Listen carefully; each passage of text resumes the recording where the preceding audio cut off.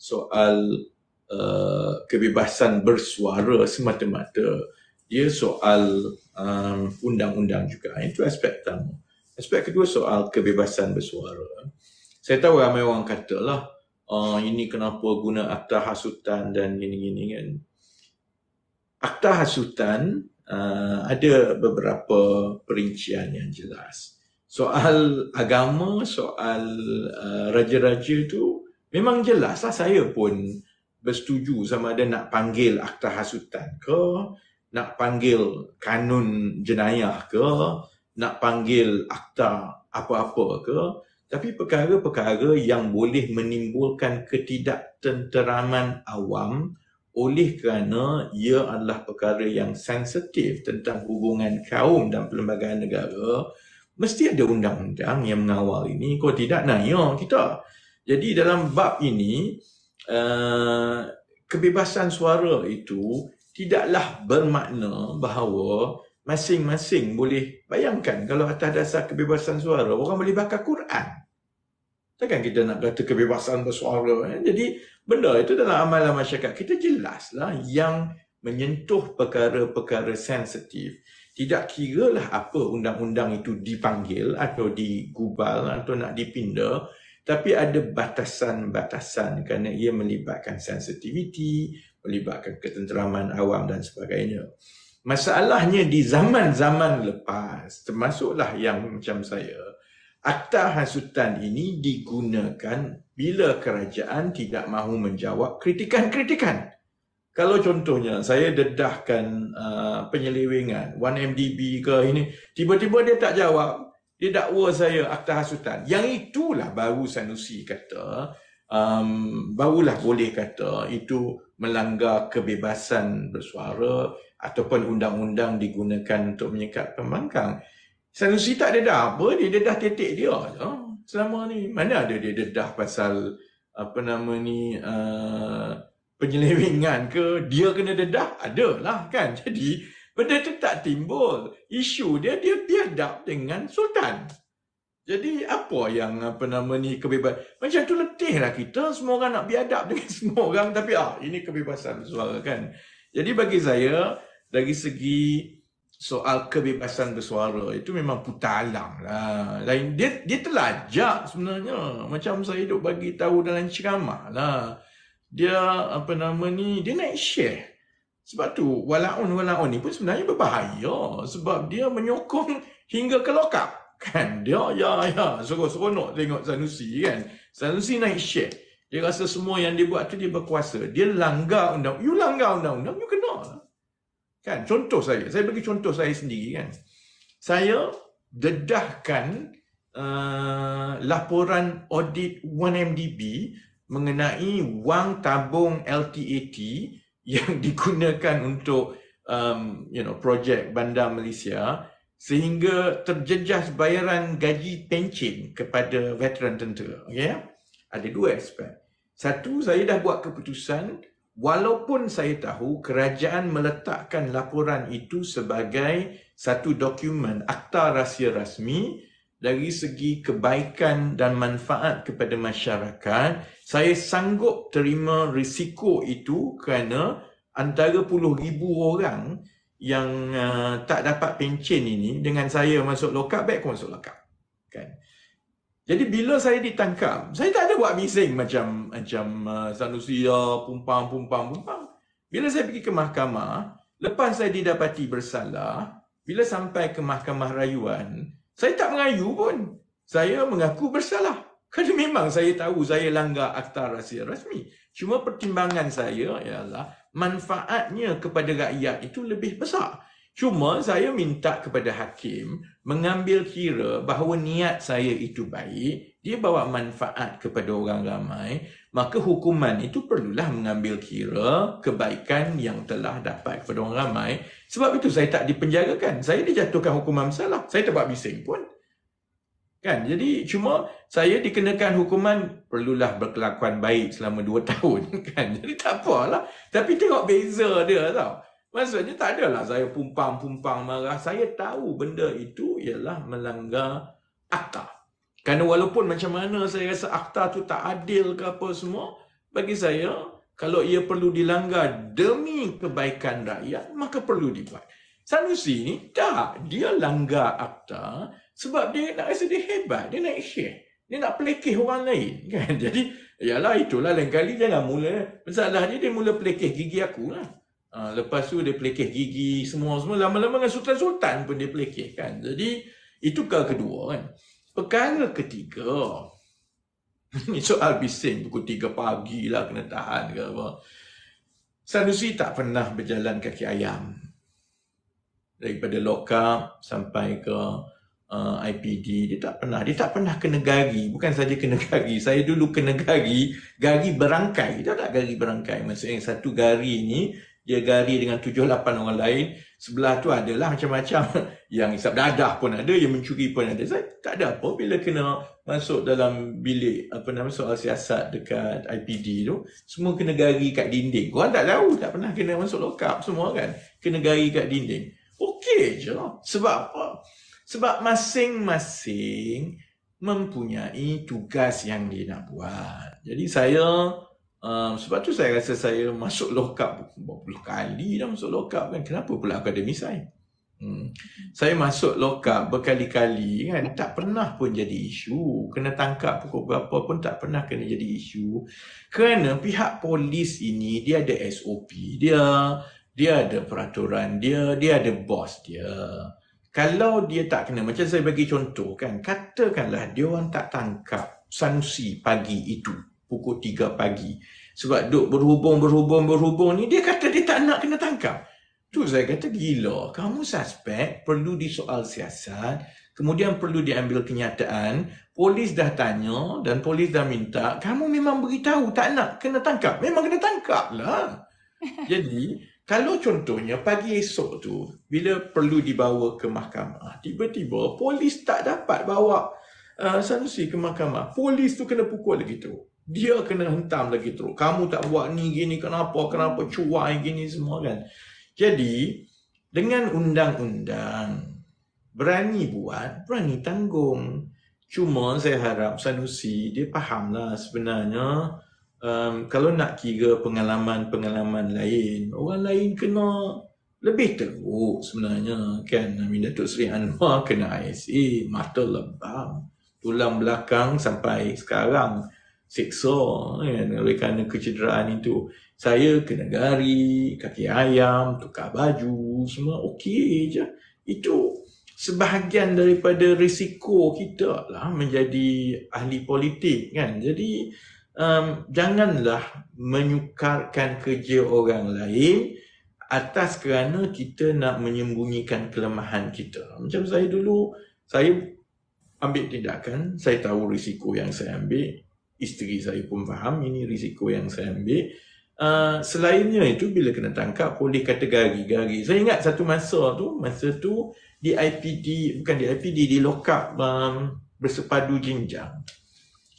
Sarjan yang jaga lock-up Bersepadu tu, dia dilema. Dia kata, Allah, saya tak nak gari YB ni sebab saya tak sampai hati semua. Kemudian saya tanya dia, kalau ikut arahan dan prosedur macam mana? Dia kata, ikut arahan kena gari lah YB dan tak boleh pakai selipar. Saya kata, sarjan umur berapa? Dia kata dekat 50 tahun. Saya kata tak berbaloi lah sarjan nak kena tukar semua ni hanya kerana sarjan tak nak bagi saya kena gari. Apalah susah saya nak kena gari? Gari je lah. Sebab bila kita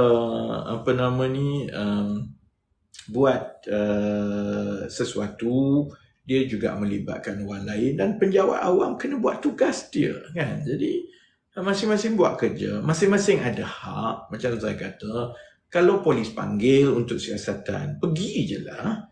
Lepas itu polis tanya soal siasat, kita boleh jawab. Saya menggunakan hak saya untuk tidak menjawab dan menjawab di mahkamah sekiranya didakwa. Itu sia-sia tengok cerita kat Netflix. Miranda Rights pun tak dipakai. Nama Miranda Rights, dia pakai je lah kan. Jadi, tapi yalah.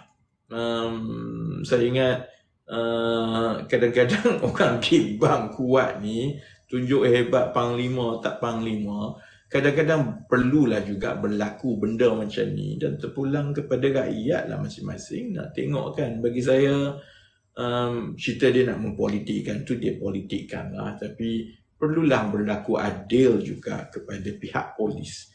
Dan saya dulu tak pernah cari gaduh dengan pihak polis sebab saya tahu saya akan masuk lock up berkali-kali. Aku cari pasal dengan pihak polis nanti letih masuk lock up. Jadi sebab itu saya ingat pengalaman saya masuk lock up berpuluh kali, tak ada lah seksa saya kan. Masa kena tidur lah. Masa kena soal siasat. Masa ditanya pasal politik saya jawab kan. Dan tak ada langsung yang menyebabkan saya berdendam atau marah dengan pihak polis, kerana saya tahu dia hanya menjalankan tugas dia. Jadi saya harap bukan saja Sanusi lah, semua ni orang yang datang ni kalau duk bagi ucapan ke kandungan TikTok ke, janganlah sampai melampaui batas. Dan kalau dah melampaui batas dan melanggar undang-undang, dah langgar undang-undang, kena siasat tu tanggung lah. Tak boleh lah masa cakap tu naik share semua. Betul, bila kena tangkap salah orang kan. Jadi nak buat sesuatu, nak cakap sesuatu, fikir dulu batasan dia. Kecuali lah risiko melanggar batasan itu manfaatnya kepada rakyat adalah lebih besar daripada keselesaan kita, then you do it because reward tu Allah akan bagi. That's how I see it. Okay, baik. Terima kasih YB. Soalan daripada Jason pula. Silakan Jason. Jason buat apa tanya aku soalan? Dia nak tanya juga YB. Kita malam ke? Hai, YB. Boleh saya tanya soalan? Boleh. Okay, saya tanya soalan senang saja lah kan. Saya hari-hari pun tengok YB punya berlive lah kan. Saya selalu buat konten YB juga. So ramai pun tahu lah kan. Kalau pasal politik tu nak edit, nak buat tu senang kan. Kalau pasal ekonomi kan dia selalu kena hujat panjang sampai mungkin 3 minit, 5 minit. Mungkin orang ramai pun ada orang tanya, Jason ni rupanya Cina. Takkanlah Jawa kan. Okey, saya nak tanya soalan simple saja. So, bagaimana YB kan boleh bila dalam ceramah kan boleh jelaskan dan explain tu bab dalam bab ekonomi kan, kasih lagi simple sikit, lagi senang faham. Boleh tak YB buat macam tu? Sebab kan kalau saya selalu tengok kan, kalau saya nak buat konten kan, selalu dia banyak bab ekonomi ni mesti panjang sampai 3-5 minit tu. Kan? Pun kalau letak dalam TikTok pun orang mungkin tak nak tengok jugalah sebab panjang kan. Ya, itu soalan saya lah YB. Oh, Jason ambil peluang nak komplain ya? Ambil peluang nak komplain. Okey, pandangan saya lain tau. Okey, pandangan saya memang kalau sebab tu kalau orang interview saya ke, kalau ceramah saya, sebab tu ceramah saya 1 jam. Sebabnya isu yang saya kendalikan ialah bukan isu yang macam Walaun suka dengar. Isunya melibatkan perkara-perkara yang rumit dan ilmiah. Orang bercerita tentang harga barang contohnya kan, dia mudah saja dia kata begini, dia sebenarnya keseluruhan ilmu mengenai harga barang, inflasi ni, orang buat PhD. Dia rumit dan dia ada pelbagai perkara kan. Jadi contohnya mata wang kan. Supaya saya bagi contoh. Untuk kita terang mekanisme macam mana mata wang turun naik semua ni, orang belajar 3-4 tahun untuk tahu tentang mata wang saja kan. Jadi kalau kita nak menerangkan dalam tempoh 2-3 minit, pandangan saya Jason, itu tidak membantu masyarakat dan rakyat, malah kita membodohkan mereka. Kerana kita bagi gambaran seolah-olah semua ni benda yang simple. Sebenarnya tidak. Jadi sebab itu, memang seboleh yang mungkin saya cuba terangkan dengan pendek lah. Tapi ada perkara tu yang memang macam saya sebutlah, ilmu tu orang memang ambil masa 3-4 tahun untuk habiskan.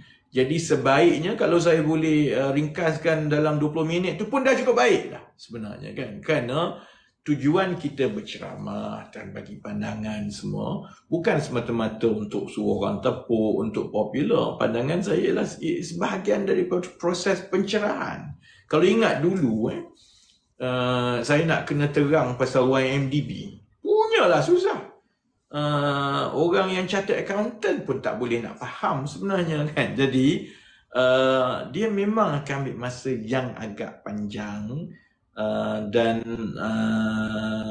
itu memang cabaran kita. Tapi kita juga, pandangan saya lah, kita tak boleh ambil jalan singkat. Kerana ambil jalan singkat itu kita membodohkan orang ramai, dan membodohkan orang ramai itulah yang juga jadi permainan parti-parti lawan kita, kerana mereka tak mahu rakyat cerdik. Dia tak nak rakyat berfikir, dia tak nak rakyat faham, supaya senang dia kata kiri-kiri, dia suka sorak-sorak kan. Sedangkan saya ingat paling kurang, saya tak tahu penceramah lain daripada PKR lah. Pada saya, tiap-tiap malam yang saya berceramah itu sebenarnya adalah sebahagian daripada ibadah menyampaikan ilmu. Saya mungkin tak panggil dia usrah ke, tak panggil ke apa. Tapi sebenarnya setiap malam itu, bila ada orang dengar semua, saya berharap orang faham. Kerana bila faham itu, dia akan membantu mendidik masyarakat untuk mengetahui bahawa pelbagai perkara itu ada banyak faktor-faktor yang mempengaruhinya. Saya bagi contoh kan, soal kawal harga barang. Rakyat tak tahu, contohnya Malaysia sekarang ini adalah negara yang senarai harga barang yang dikawal itu adalah yang paling tinggi di Asia Tenggara. Maksudnya memang dah banyak kawal kan. Kedua, rakyat tak tahu bila kata kawal harga barang, natang tu tak cuma kawal setiap harga barang yang dikawal, kerajaan kena ambil duit bayar.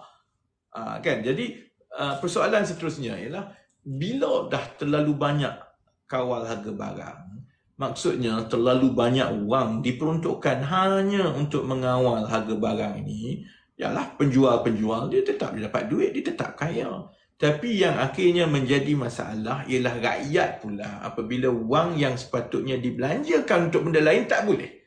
Tapi oleh kerana harga barang sana sini semua ni semua kononnya kita nak kawal 100%, dalam keadaan kedudukan kewangan kita tidak baik, maka orang sebenarnya dia mula, orang kata tabiat pengguna itu, dia mula terpengaruh dengan harga yang tidak melambangkan kos dia. Contohnya minyak. Kalau contohnya di Malaysia, perasan tak, di Malaysia ni harga minyak tu lebih kurang sama ataupun kadang-kadang lagi murah daripada harga air 1 liter. Perasan tak? Itu kerana harga tu subsidinya tinggi kan. Jadi bila harga petrol tu lebih murah daripada air, mana ada di dunia ini harga petrol lagi murah daripada air contohnya. Jadi sebab itulah orang tak berkira-kira lah. Dia pakai, dia nak pergi keluar semua kan. Jadi itu yang disebut sebagai mengherot kan. Jadi benda ini nak terang kepada rakyat, dia tak boleh bagi simple saja, dia kena tunjukkan satu-satu kan. Sama juga contohnya kalau orang tanya, dulu kenapa kata nak turunkan harga minyak, sekarang tak boleh turunkan harga minyak? Dulu lain. Dulu masa tu duit negara banyak, masa tu wang masih lagi banyak, kita masih lagi ada ruang berbelanja. Masa dulu subsidi mungkin dalam, tak ingat saya, dalam 5 ke 7 bilion setahun je. Itu pun kau nak potong contohnya kan. Sekarang ni subsidinya 80 bilion. Kau gila kan daripada berbandingan dulu kan. Jadi 80 bilion tu dah bermakna banyak benda lain yang sepatutnya digunakan untuk dibelanja kepada rakyat tak boleh tersangkut kat situ berbanding dengan dulu. Jadi sebab itu kalau kita tak terang dengan terperinci, orang ingat dulu macam ni, sekarang macam mana. Dia tak sedar bahawa banyak faktor telah berubah, kena tengok banyak perkara, kena tengok kedudukan kewangan, kena duduk penggunaan macam mana. Jadi nak tak nak Jason, memang kerja you lah cari dan tolong potong supaya orang faham. Itu kerja kau, pandai-pandai lah kau potong. Okay Jason. Okay, baik. Fitri, silakan. Fitri, silakan tanya soalan kepada YB. Fitri, okay. Kalau dah sedia ke belum? Sila. Buka mic. Mic lupa pula. Sila. Okay, Assalamualaikum YB. Soalan saya agak general lah, tapi saya nak tanya pendapat YB tentang senario politik sekarang yang agak mengherankan. Tak pasal-pasal Jason pula yang handsome. Okay, saya nak tanya pendapat YB tentang senario politik yang agak menghairankan saya. Okay, kita mengetahui bahawa Sanusi sekarang didakwa atas Sanusi percakapan. Okey. Ke nak tanya soalan selain Sanusi boleh je? Tak boleh je tanya pasal Tak apa, Sanusi. okey. Okay, so kita semua mengetahui Sanusi sedang didakwa atas percakapan dia. Dan kita semua dengar ceramah tu agak clear dan tersebar merata. Cuma agak menghairankan saya, senario tersebut diambil oleh Perikatan The Whole Block Perikatan Nasional dan diambil sebagai mangsa kerajaan Malaysia. Okay, so saya dapat YB, kenapa, apa motif dan kenapa mereka buat macam tu? Sebab sebenarnya dia agak membimbangkan saya sebab dia sebenarnya dah kelihatan agak ekstrim dah senario politik macam ni. Normal political, more to country dah. So saya nak tanya pendapat YB tentang perkara tu lah. Terima kasih. Dia memang you see, dalam politik ini kan, di negara ini daripada 10-20 tahun yang lepas ni, dari segi pendekatan kandungan politik terbagi kepada dua. Di satu pihak yang selalunya tunjangnya ialah PKR, ialah pendekatan kita ialah pendekatan yang berfakta, yang berasaskan isu, yang berasaskan soal ekonomi, cadangan dan sebagainya. Dia kerja yang payah. Macam Jason tanya, macam mana nak terangkan kepada orang dengan pendek, dengan mudah? Sebab dia tak mudah, memang betul kan. Tapi untuk membina negara, itulah yang kita perlu buat. Walaupun dia sukar untuk kita menaikkan semangat orang untuk mendapat sokongan dengan mudah. Di satu pihak lagi yang kita berlawan ini ialah pendekatan politik yang menggunakan emosi semata-mata tanpa berpaksikan kepada ilmu, kepada penyelesaian, kepada masalah yang membina ataupun pendekatan yang membina negara kan. Yang itu tu faham lah. Mana-mana parti setakat ini yang melawan PH bila kita masuk pilihan raya, oleh kerana pada pandangan saya mereka tahu bahawa sukar untuk berkempen mencari pendekatan begini, cara yang paling mudah ialah bermain emosi. Dan bermain emosi yang paling mudah ialah soal kaum, soal agama, dulu soal raja, lah ni dia lanyak raja kan. Tapi itu benda yang mudah dan saya tak nampak pertembungan sebegini akan berakhir. Sampai bila-bila pun inilah orang kata the defining line in Malaysian politics kan. Jadi dalam kes Sanusi, bila dah jadi begini, dia terlajak. Kemudian dia kena dakwa. Jadi apa lagi pilihan yang dia ada? Pilihan yang dia ada ialah cepat-cepat cuba meraih simpati lah daripada perkara ini kan. Takkan dia nak mengaku, sorry lah mulut saya memang celupar. Takkan dia nak mengaku begitu. Dia ada ramai orang yang menjadikan dia idola dan berharap menjadi sesama celupar dengan dia. Jadi akhirnya memang naturally dia akan menggunakan soal simpati, saya kena tekan, gini-gini kan. Itu juga tugas kita selain daripada pimpinan ahli politik yang kena terangkan dan bagi kontras. You see, there's this one concept in politics, and not just politics lah, sebenarnya in marketing, konsep ini konsep marketing. Dia mesti ada apa yang disebut sebagai contestation. Dia tidak boleh membiarkan sesuatu perkara itu atau naratif itu berleluasa tanpa ia dicabar oleh pandangan yang berbeza. Jadi sudah tentu it's only natural. Nak marah dia pun tak boleh, memang itulah apa lagi dia nak buat kan. Sebab takkan dia nak mengaku dia celupar, takkan dia mula nak bercerita tentang dasar dan sebagainya. Itu memang bukan benda yang amalan dia. Selama-lamanya PAS Bersatu ni memang dia ambil jalan emosi, jalan mengapi-ngapikan sentimen kan. Tapi tanggungjawab itu untuk memastikan ada contestation ialah tanggungjawab kita. Pimpinan kena menjawab dan menerangkan. We have to contrast keadaan dia. Macam yang soalan tadi yang ditanya awal-awal dulu kan, kita kena kontras lah. Dan kontras itulah yang perlu diulang dan diterangkan.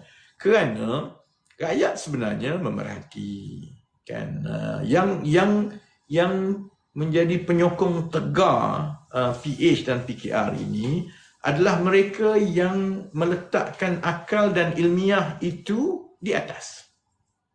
Yang cuba mencari fakta, cuba memahami. Yang ini tak berubah sampai bila-bila. Akan tetap ada satu kumpulan yang meletakkan ilmiah dan akal ini sebagai panduan dalam membuat keputusan politik.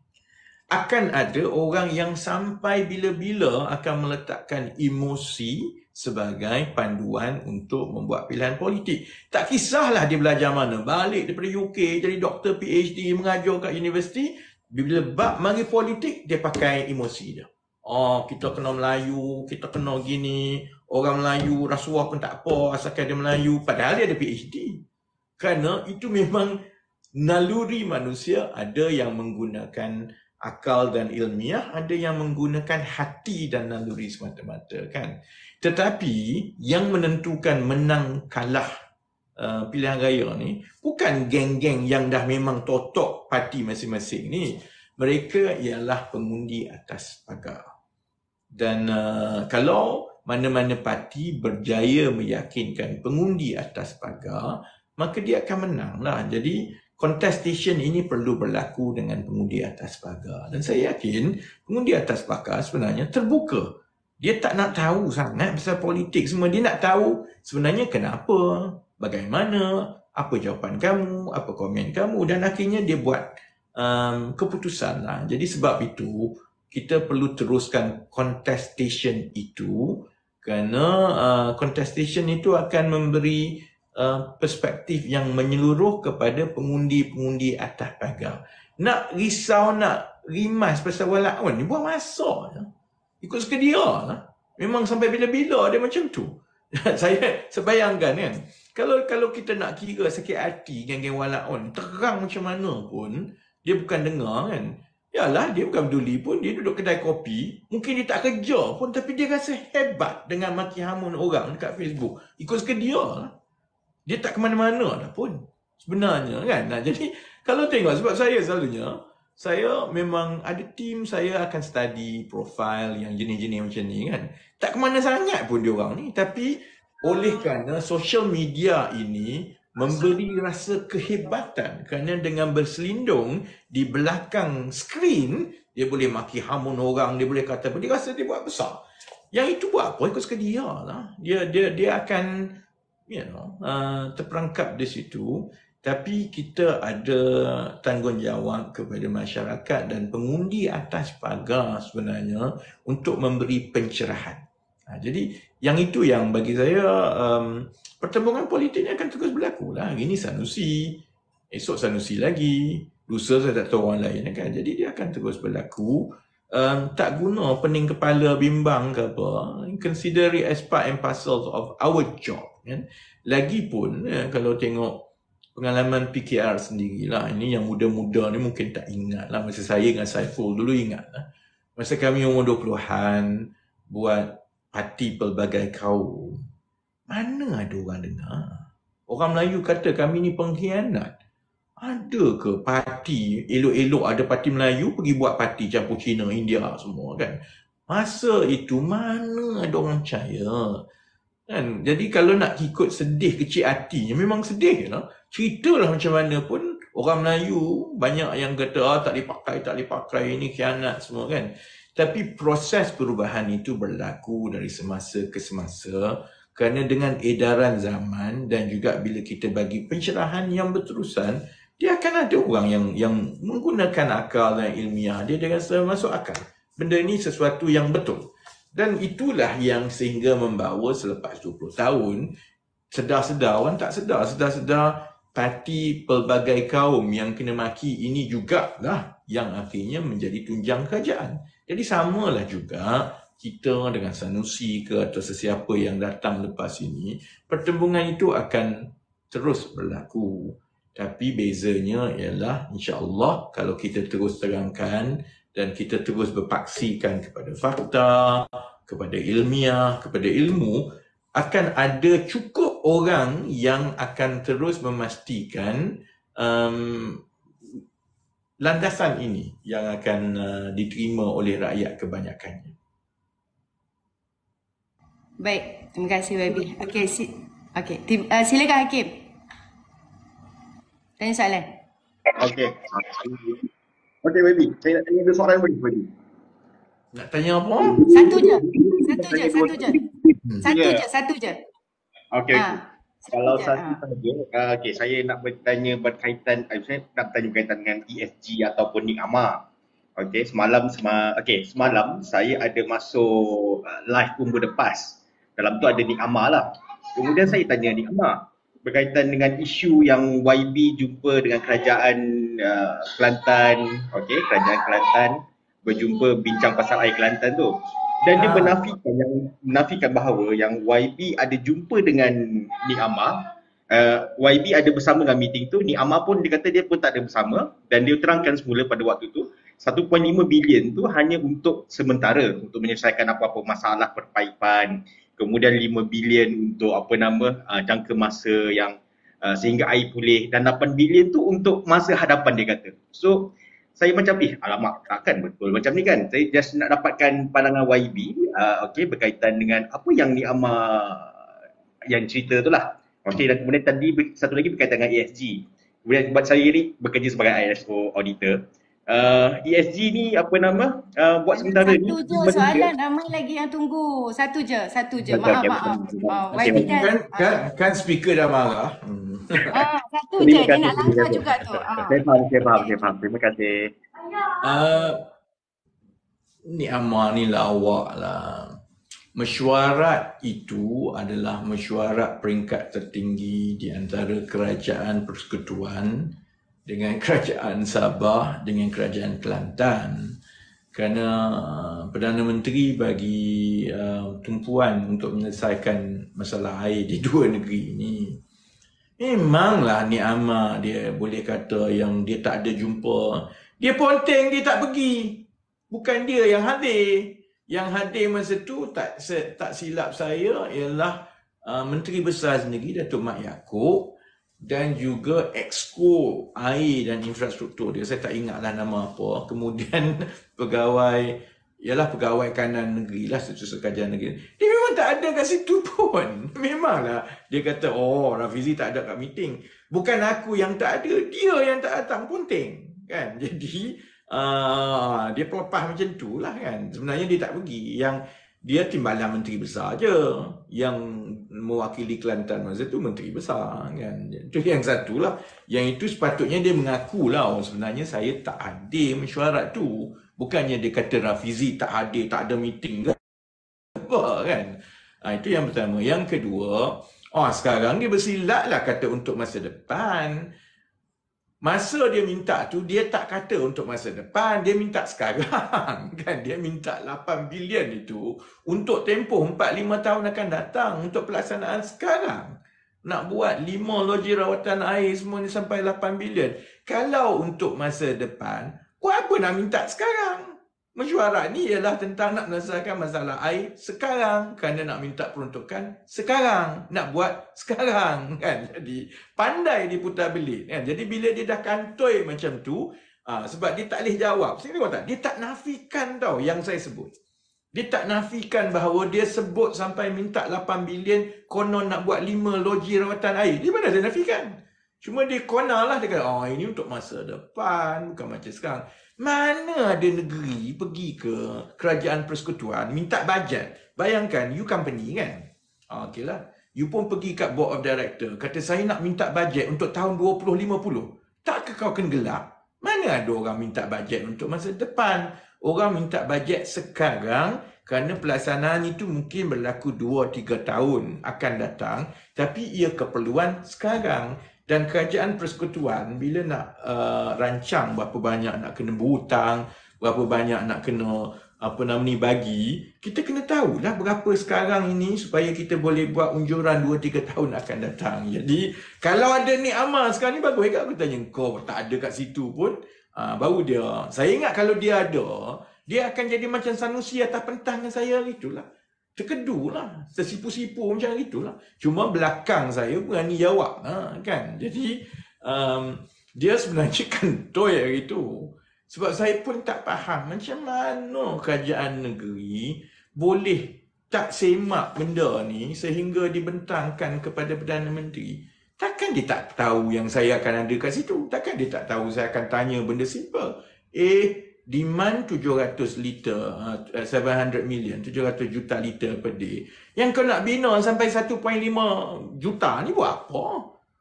Buat apa kita nak bagi sehingga bina sampai 2 kali ganda sampai 8 bilion kan? Jadi saya ingat benda tu ialah kecuaian di peringkat pimpinan politik kerajaan negeri Kelantan daripada PAS sendiri. Saya ingat dia macam, tak apalah, Gili pergi mesyuarat ni, bawa diri masing-masing. Dia tak semak benda tu. Jadi bila keluar, bila saya sentuh, sekarang jadi bahan politik, malulah.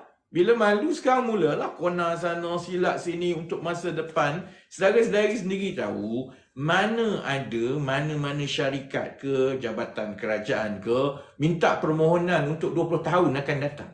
Sedangkan demand sekarang hanyalah 700 million liter per day. Yang kau minta sampai 2 kali ganda tu sebab apa?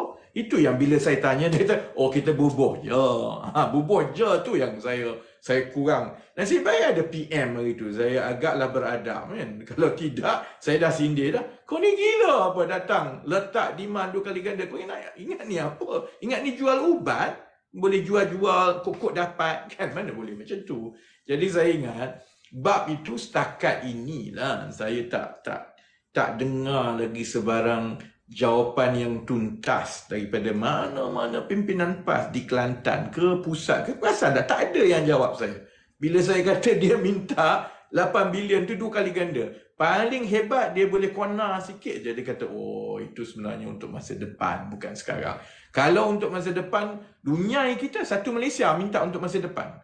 Selangor minta untuk 20 tahun lagi, Kedah minta, Perak minta, bankrupt lah Malaysia ni kan. Jadi yang itu tak apalah, saya pun macam kita tak kenal Nik Amar, macam itulah Nik Amar.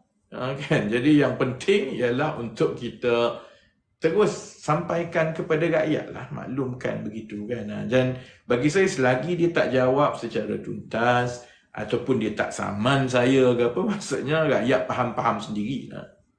Ya. Okey. Abang Wan, sila. Assalamualaikum, Wabi Raf. Waalaikumsalam. Soalan saya satu soalan berkenaan dengan PRU yang ke-15 dulu.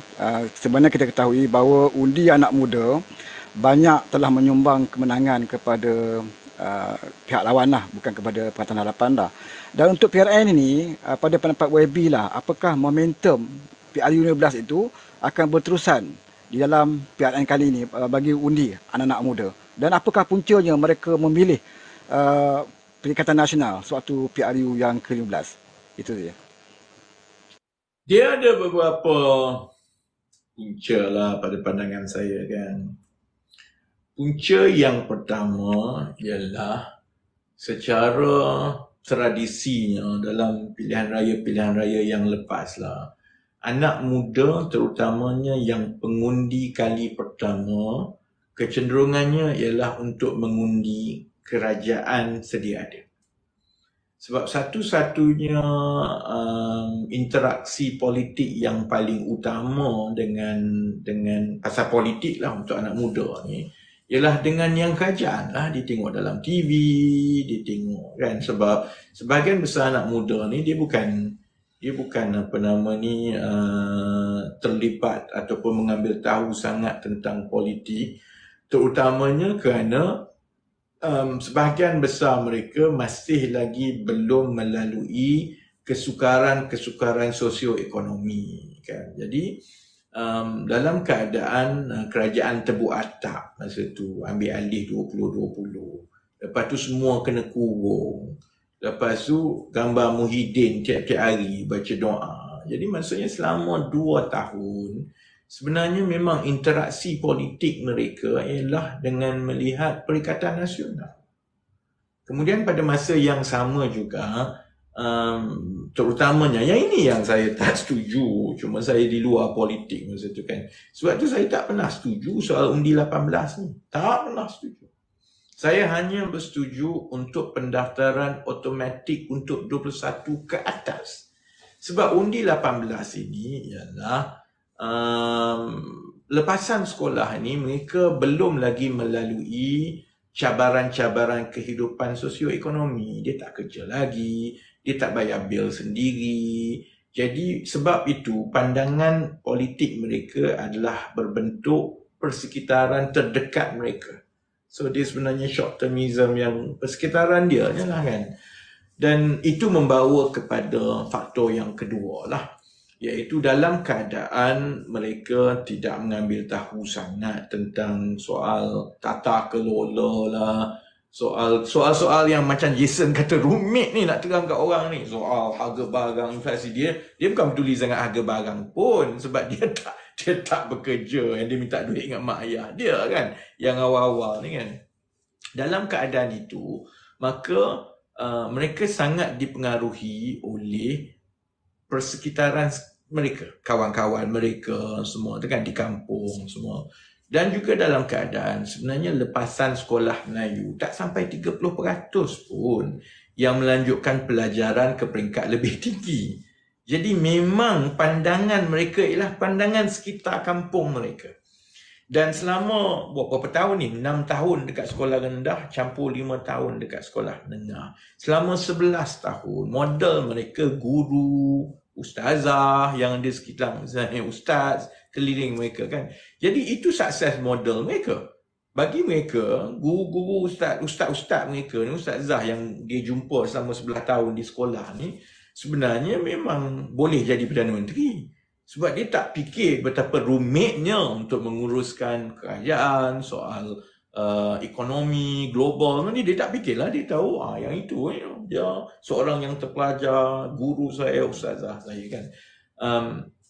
Perkara ini semua bila dicampur adukkan jadi faktor-faktor begini, membuatkan mereka sebenarnya, pertama kita kena terima hakikat bahawa guru-guru, ustaz-ustaz ni terutamanya di kawasan yang desa, yang Melayu, banyak yang beralih kepada Perikatan Nasional.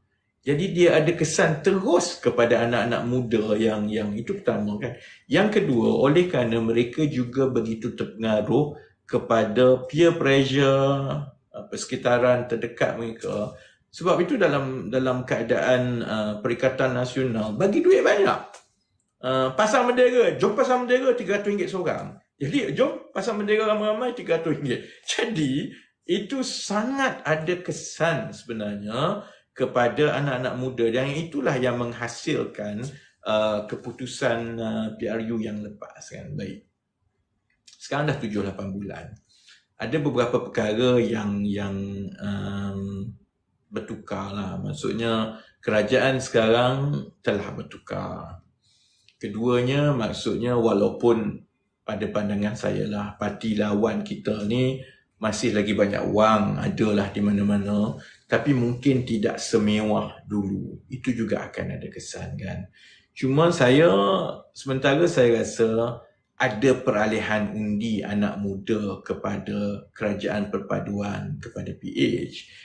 Buat masa sekarang ni terlalu sukar untuk kita mengagap berapa beratus, berapa besar, kerana tempoh 7 bulan itu apabila soal perkauman, soal yang emosi ini secara berterusan dimainkan, saya tak pasti sama 7 bulan itu mencukupi untuk kita menukar kembali pengalaman dan pandangan mereka kan. Tapi untuk masa-masa yang akan datang, maksudnya untuk PRU 16 kan, kalau Perikatan Nasional rasa gelombang ini boleh berterusan, itu saya rasa tak betul lah. Maksudnya pengundi-pengundi yang akan datang itu pandangan dan pendekatannya akan berlainan. Cuma pengundi yang mengundi baru-baru ini itu, sebab dia melalui proses itu, dia dapat duit, seronok, dia jadi itu. Saya ingat dia mengambil sedikit masa lah kan. Tapi pengalaman kita juga dalam PKR dulu kan. Sebab saya bermula dalam PKR ni, reformasi umur 21 tahun. 1998. Dan saya melihat sendiri kegairahan ataupun emosi anak muda reformasi tahun 98 itu bila mereka sudah mula bekerja, bila dia dah pergi universiti. Saya bagi contoh yang paling baik, Mazuki yang dekat dengan Mahyudin sekarang ni. Oh, dulu dia Habib kan, dia lah reformasi dah. Aku tengok aku ni tak ada lah semangat macam tu sangat. Dah lah orang kata elit, balik luar negara semua. Tapi ya, dia kan UIA kan, reformasi. Oh, tak lama lepas tu dia masuk UMNO . Jadi selalunya emosi anak muda itu apabila berlaku ledakan, tak tentu dia akan kekal sampai bila-bila. Dia ada attrition rate dia ada kadar keciciran dari perjuangan dia, terutamanya kalau mereka terpaksa menjadi pembangkang. Sebab itulah yang dilalui oleh PKR sendiri.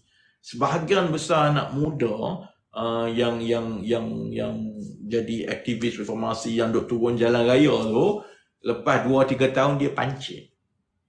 Dan banyak yang pancit tu, banyak yang masuk UMNO lah, banyak yang jadi aku tak nak campur dah, aku nak jadi korporat, aku nak hidup je sekarang kan.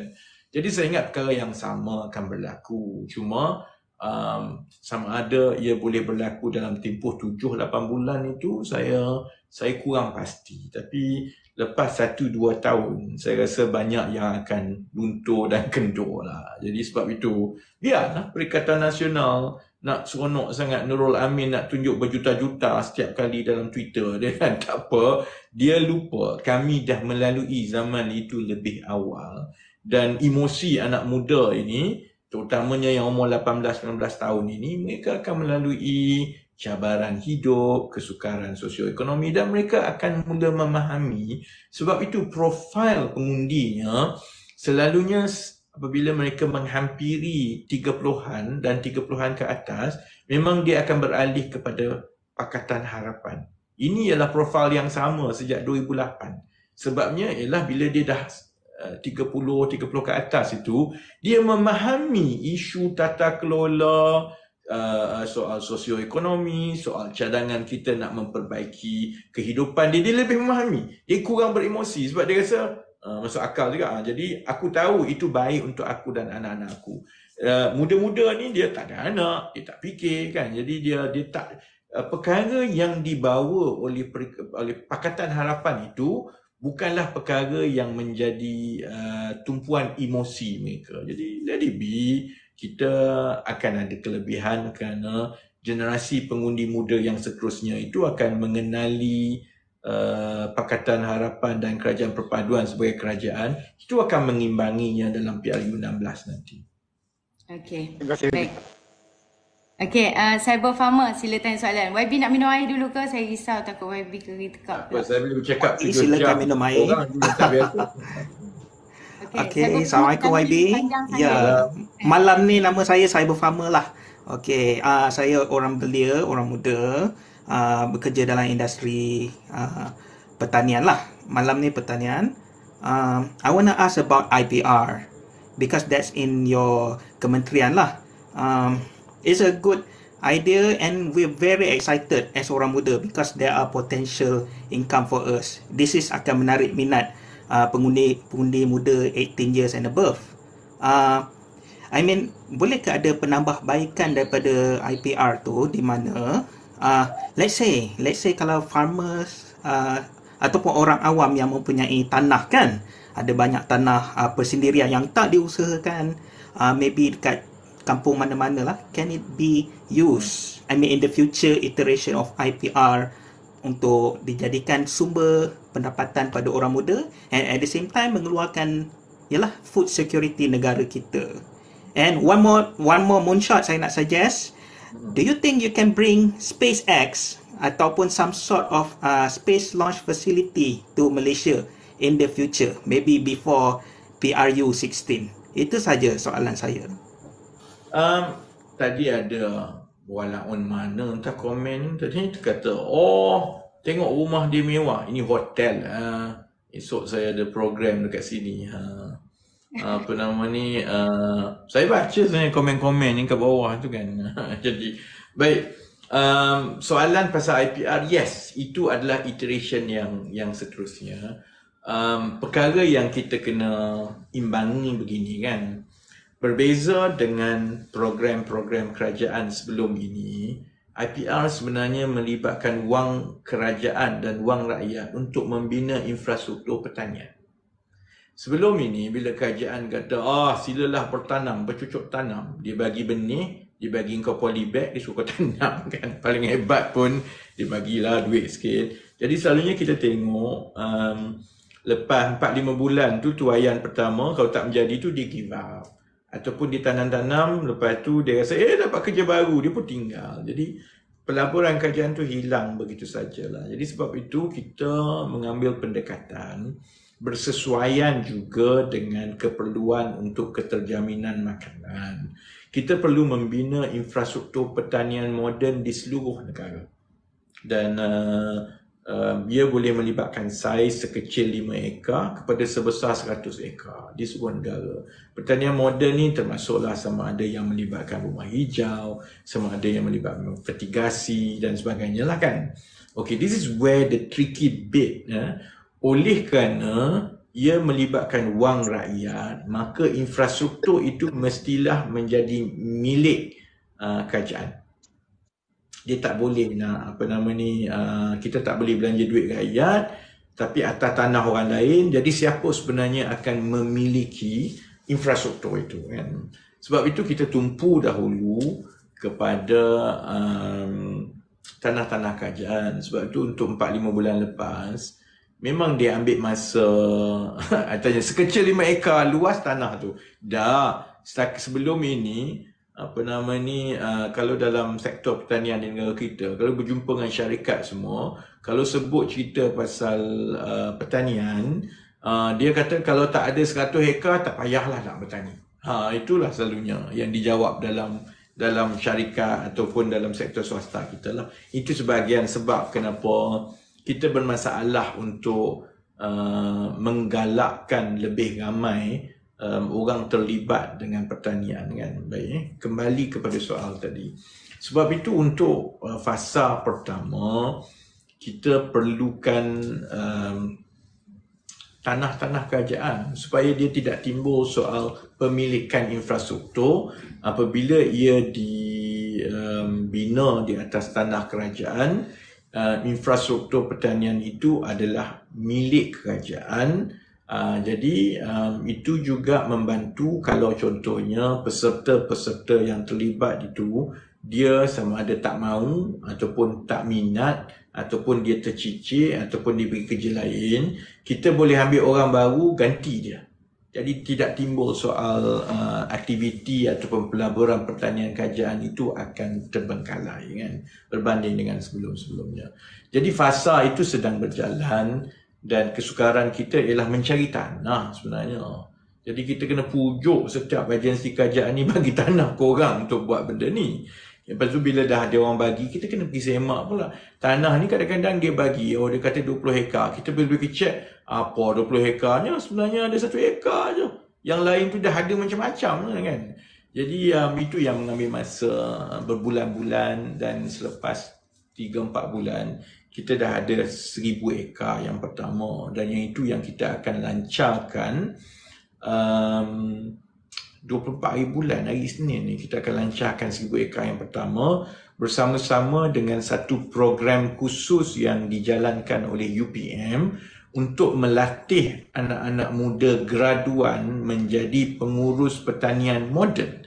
Selama 9 bulan dia dia bekerja kat situ, kita latih dia. Sebab mereka inilah yang kemudiannya kita akan hantar ke tapak-tapak IPR di seluruh negara ini untuk menjadi pengurus pertanian tapak-tapak IPR itu kan.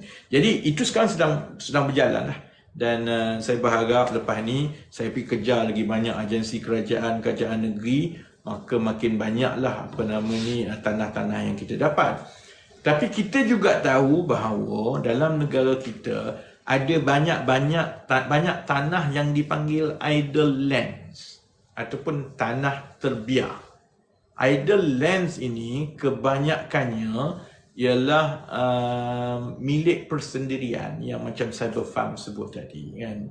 Dan kebanyakan daripada pemilik pemilik idle lands ni Sebenarnya kalau diberi peluang, mereka nak mengusahakan pertanian moden di atas tapak tanah mereka. Cuma idle land ni kecil lah.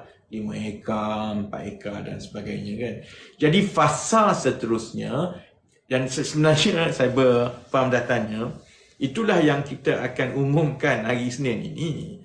Kita akan umumkan fasa seterusnya IPR ialah untuk menjemput tuan-tuan milik idle lands ini untuk tampil ke hadapan melalui RFP, request for proposal yang boleh dihantar kepada Kementerian Ekonomi, dan cuma perjanjian itu perlu dibuat dengan baik, perlu dirundingkan satu persatu, kerana kita kena pastikan bahawa pelaburan kerajaan membina infrastruktur itu kerajaan dapat balik duit, because benda tu tak boleh menjadi infrastruktur percuma sebab itu adalah tanah persendirian.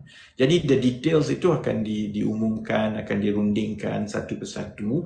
Tapi untuk menjawab Cyber Farm, yes, the next phase ialah untuk kita membuka kepada penyertaan orang biasa, orang ramai, yang mana kerajaan boleh melabur untuk membina infrastruktur pertanian moden atas tanah mereka tertakluk kepada syarat-syarat. Dan kami harap itu akan mempercepatkan lagi tumbuhnya infrastruktur dan penglibatan anak muda dalam pertanian moden di seluruh negara. Kerana dia bukan soal membantu orang miskin saja, dia juga bukan soal keterjaminan makanan sahaja, ia juga soal untuk kita menyelesaikan masalah migrasi anak-anak muda ke bandar.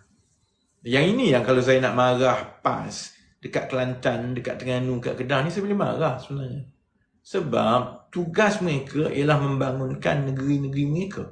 Dia tak buat apa, akhirnya peluang pekerjaan tak ada dekat negeri-negeri mereka. Jadi budak-budak yang dekat Kelantan, Terengganu, Kedah semua ni, dia banyak pergi ke KL untuk bekerja. Bukanlah kita tak bagi dia pergi ke KL atau Selangor ke apa.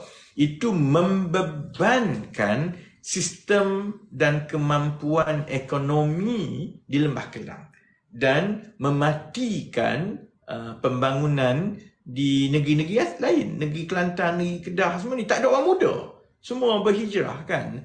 Jadi sebab mereka berhijrah ialah kerana kegagalan kerajaan negeri juga untuk menghidupkan kegiatan ekonomi setempat dan mewujudkan peluang pekerjaan untuk anak-anak muda ni. Dia tak jadi nak buat macam mana anak muda. Kadang-kadang kalau tengok Terengganu senang, disediakan bas dihantar pergi ke Selangor kan.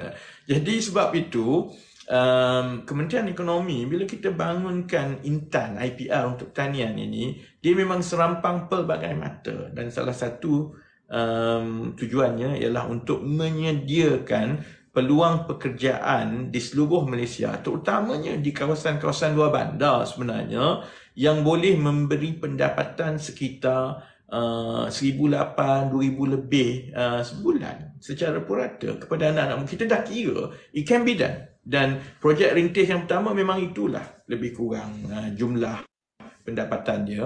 Sebab kita berharap bila anak muda nampak ini dan lebih banyak infrastruktur ni ada di seluruh negara, di kawasan luar bandar, maka mereka rasa, buat apa aku duduk pergi KL? Kalau gaji aku 2,500 kat KL, nak makan apa? Sewa bilik je. Baik aku duduk kat kampung, usahakan benda ni, menguruskan infrastruktur pertanian dengan moden secara tersusun, dan gajinya gaji graduan 2,000 lebih. Tapi dengan gaji 2,000 lebih itu, bila di kawasan desa, kualiti hidup itu jauh lebih baik daripada gaji 2,000 lebih duduk di Kuala Lumpur kan. Jadi insyaAllah dia akan ambil masa yang panjang. Jadi orang marah lah saya macam-macam duk kata kan, kau buatlah sendiri. Berpuluh tahun kerajaan duk buat tak menjadi-jadi. Kita ambil pendekatan yang baru dan pendekatan yang jauh lagi rumit daripada pendekatan yang pentadbiran sebelum ini buat. Mana ada pentadbiran sebelum ini pergi kutip tanah kerajaan, buka tanah kerajaan. Mana ada bina infrastruktur kemudian latih. Sudah tentulah dia mengambil masa berbulan-bulan, dan ini pelaburan yang besar daripada kerajaan. Dia bukan boleh main tabur duit macam tu je. kita kena buat projek rintis, semak dulu, tengok betul ke tidak hasilnya ni 2,000 lebih sebulan, bertahan lama mana kan, baru kita boleh scale up, skalakan di tempat lagi banyak.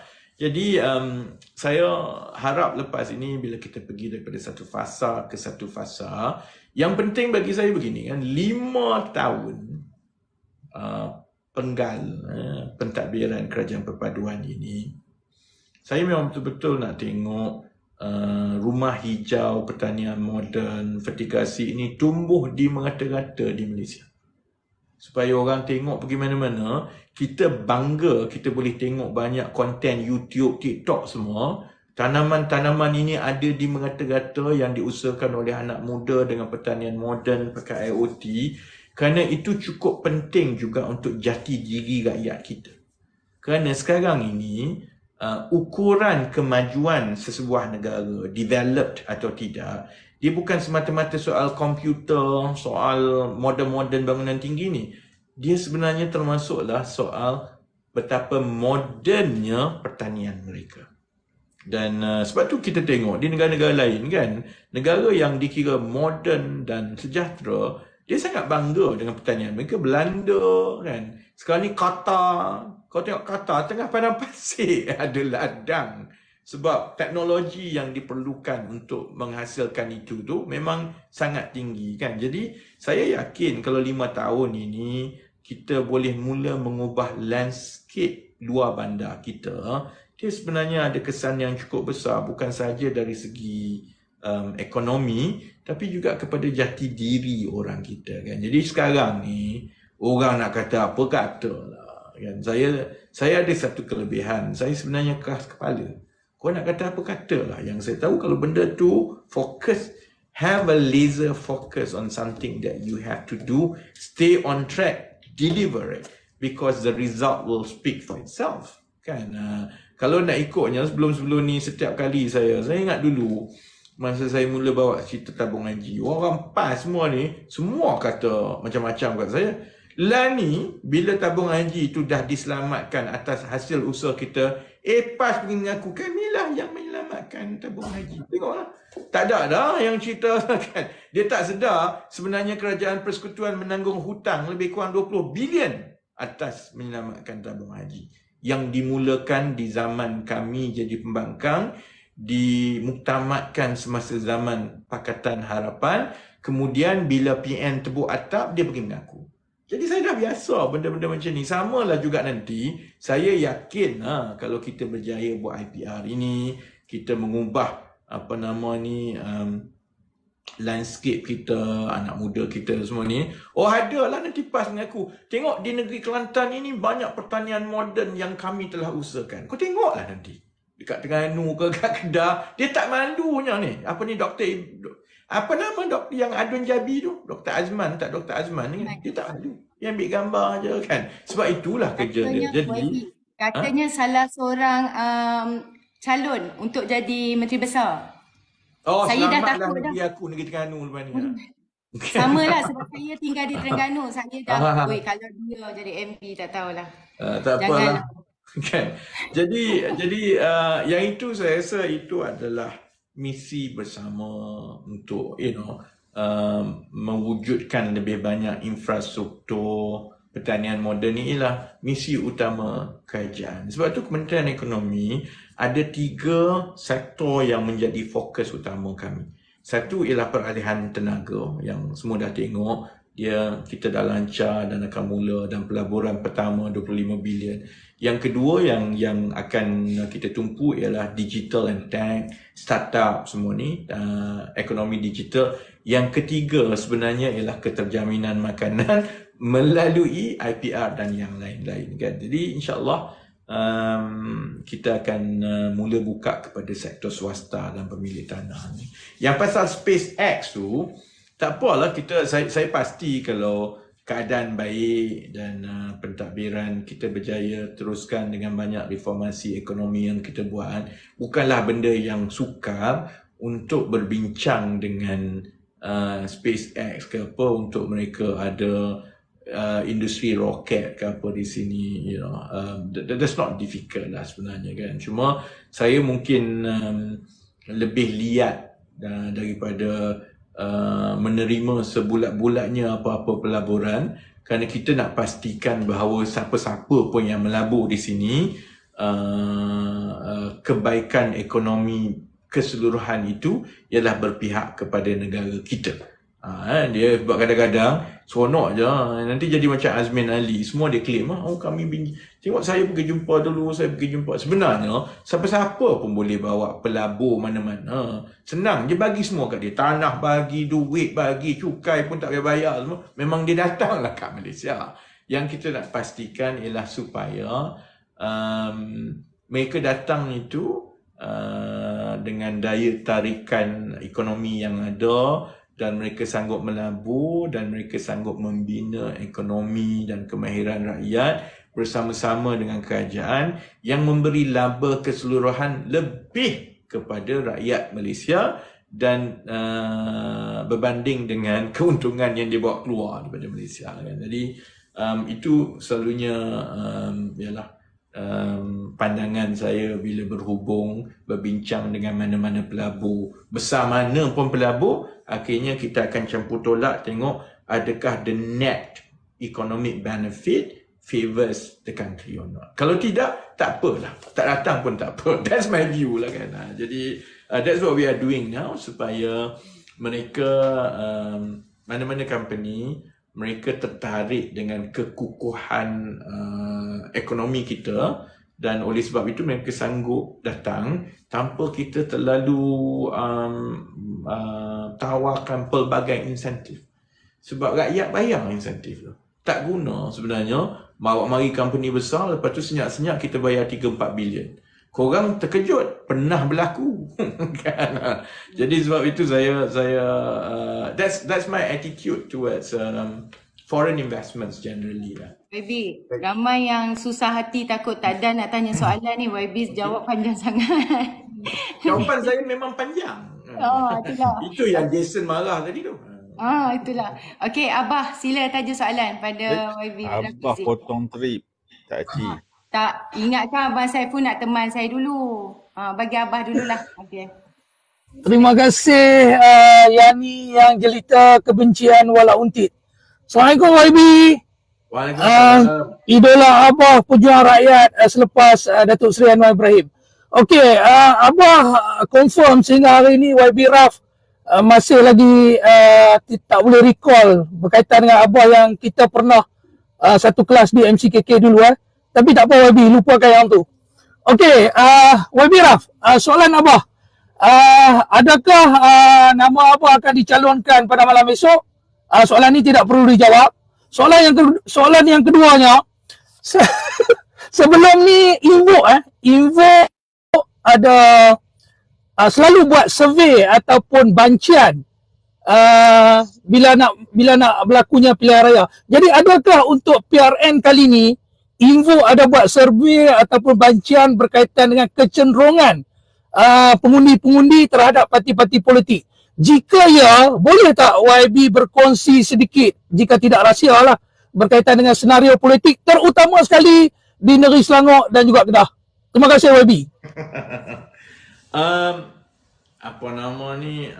Calon tu kami dah bincang sampai jawatan kuasa calon yang saya pengusikan, dah bincang dengan Datuk Seri Anwar. Datuk Seri Anwar pun dah bincang dengan saya secara peribadi, dan kita telah melalui proses-proses itu. Saya baru bercakap dengan Datuk Seri Anwar sebelum saya sampai kat Penang ni. Pagi esok dia bagi, malam esok kita umum. Jadi manalah tahu, sempat lagi lobby Abah. Saya kalau nak nombor Datuk Seri Anwar. Tak, Abah tak suruh YB jawab sebab Abah memang tak apply pun. YB jawab soalan nombor 2 tu YB. Pasal survey. Okay, ramai tak tahu sebenarnya untuk buat satu kaji selidik survey tu sebenarnya mahal. Satu survey paling kurang dalam 30-40 ribu sebenarnya satu survey untuk satu negeri kan. Jadi yalah, Invoke terpaksa, masa saya dulu pun, sekarang saya dah jual semua saham saya kepada orang lain semua kan. Jadi Invoke ada lebih kurang 150 kaki tangan. budak-budak ni dia run the company by themselves lah kan. Jadi dia kena bayar gaji dia orang kan, kerana dia kena berniaga sendiri semualah.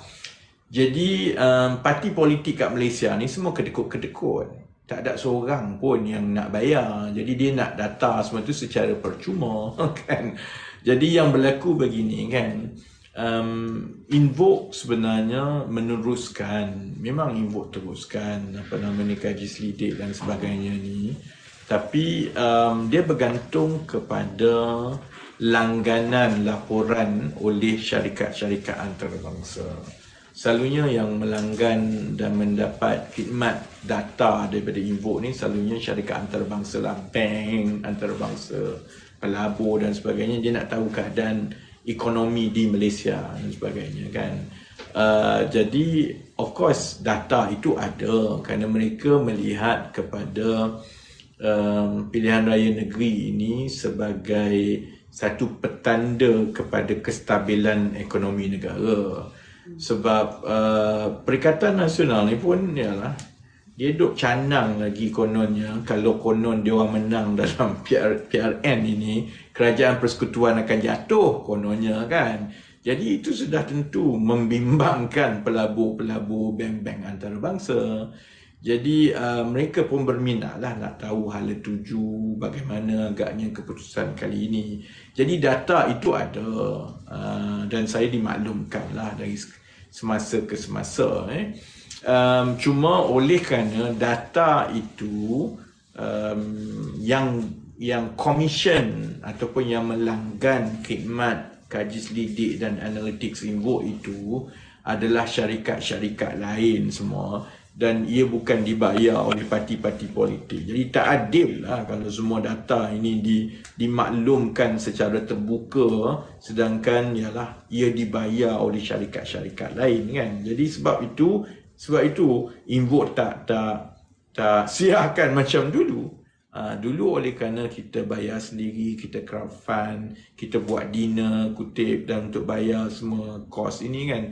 Sekarang benda tu tak berlaku dah. Jadi itu sebab kenapa data ataupun survey daripada Invoke itu tidak disiarkan seperti dulu. Tapi data itu ada. Jadi untuk menjawab Abah tanya tadi,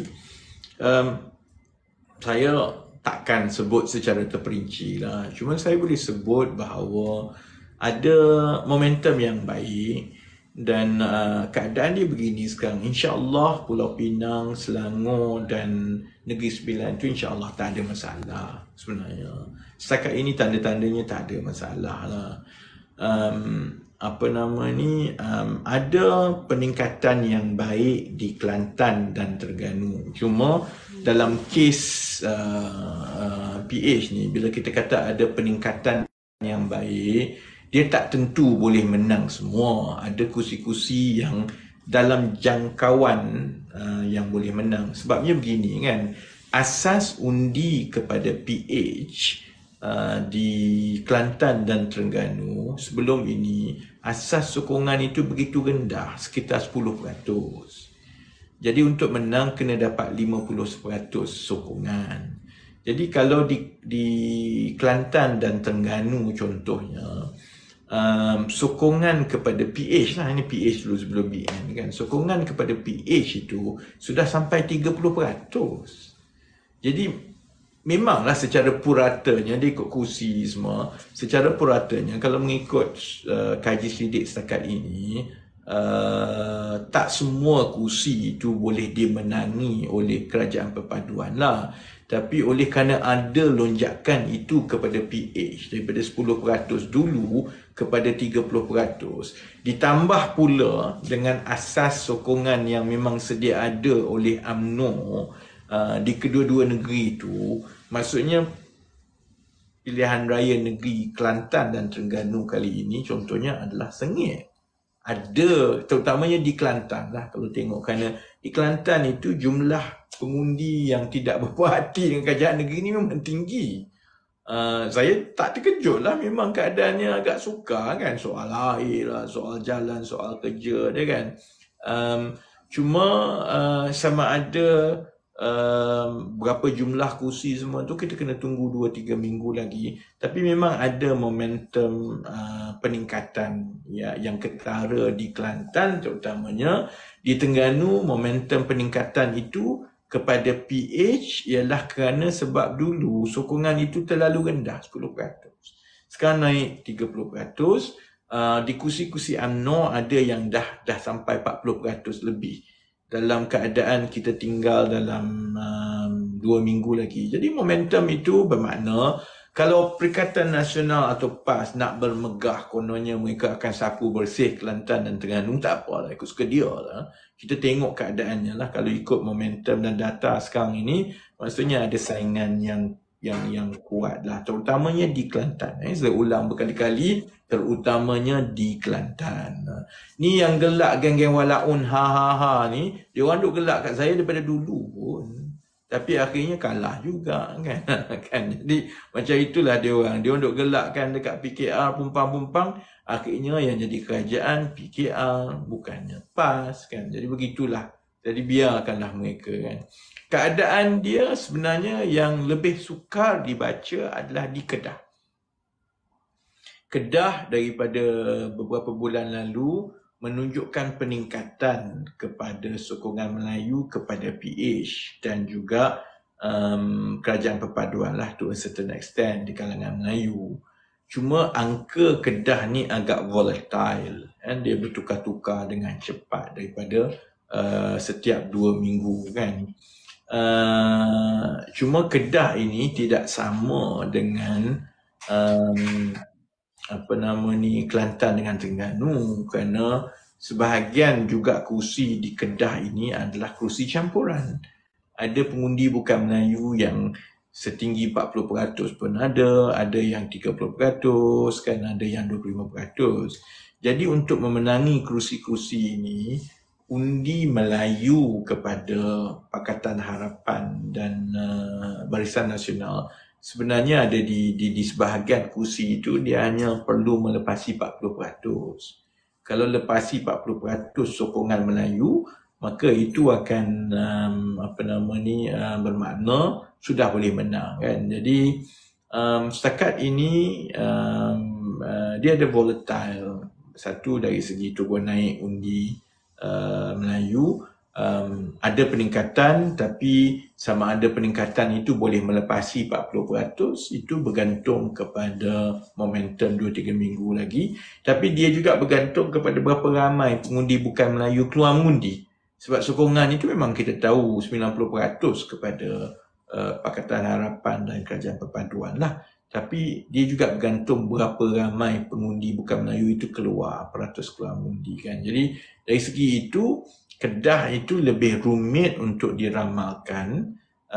Jadi kita kena tunggu data-data yang seterusnya lah. Tapi memang kalau tidak, saya tak boleh berkempen sebab saya tak pernah berkempen ikut suka kepala saya je. Selalunya saya berkempen itu adalah berasaskan kepada data. Jadi di mana saya pergi, isu apa yang saya bawa, selalunya perkara itu telah pun diselidik terlebih dahulu dan ditentukan terlebih dahulu persepsi dan reaksi rakyat pengundi biasa. Sebab itu kalau tiba-tiba saya pilih bab itu, sebabnya ialah kerana memang kita dah semak perkara itu adalah sesuatu yang mendapat tarikan dengan pengundi lah. So itu keadaan dia sekarang. Okey, terima kasih. Silakan Abang Saiful. Okey, thank you. Terima kasih banyak. Terima kasih YB sudi datang. Sorry malam ni pakai akaun kambing pasal akaun saya kena ban. Soalan saya straightforward tentang Kedah. Hari tu YB ada datang apa Kedah. Sampai akaun kena ban? Mengata YB lah. Biasalah. Power walaun dekat TikTok sekarang boleh ban orang. Oh, biasa. Okay. Short one. Hari tu YB datang ke Kedah.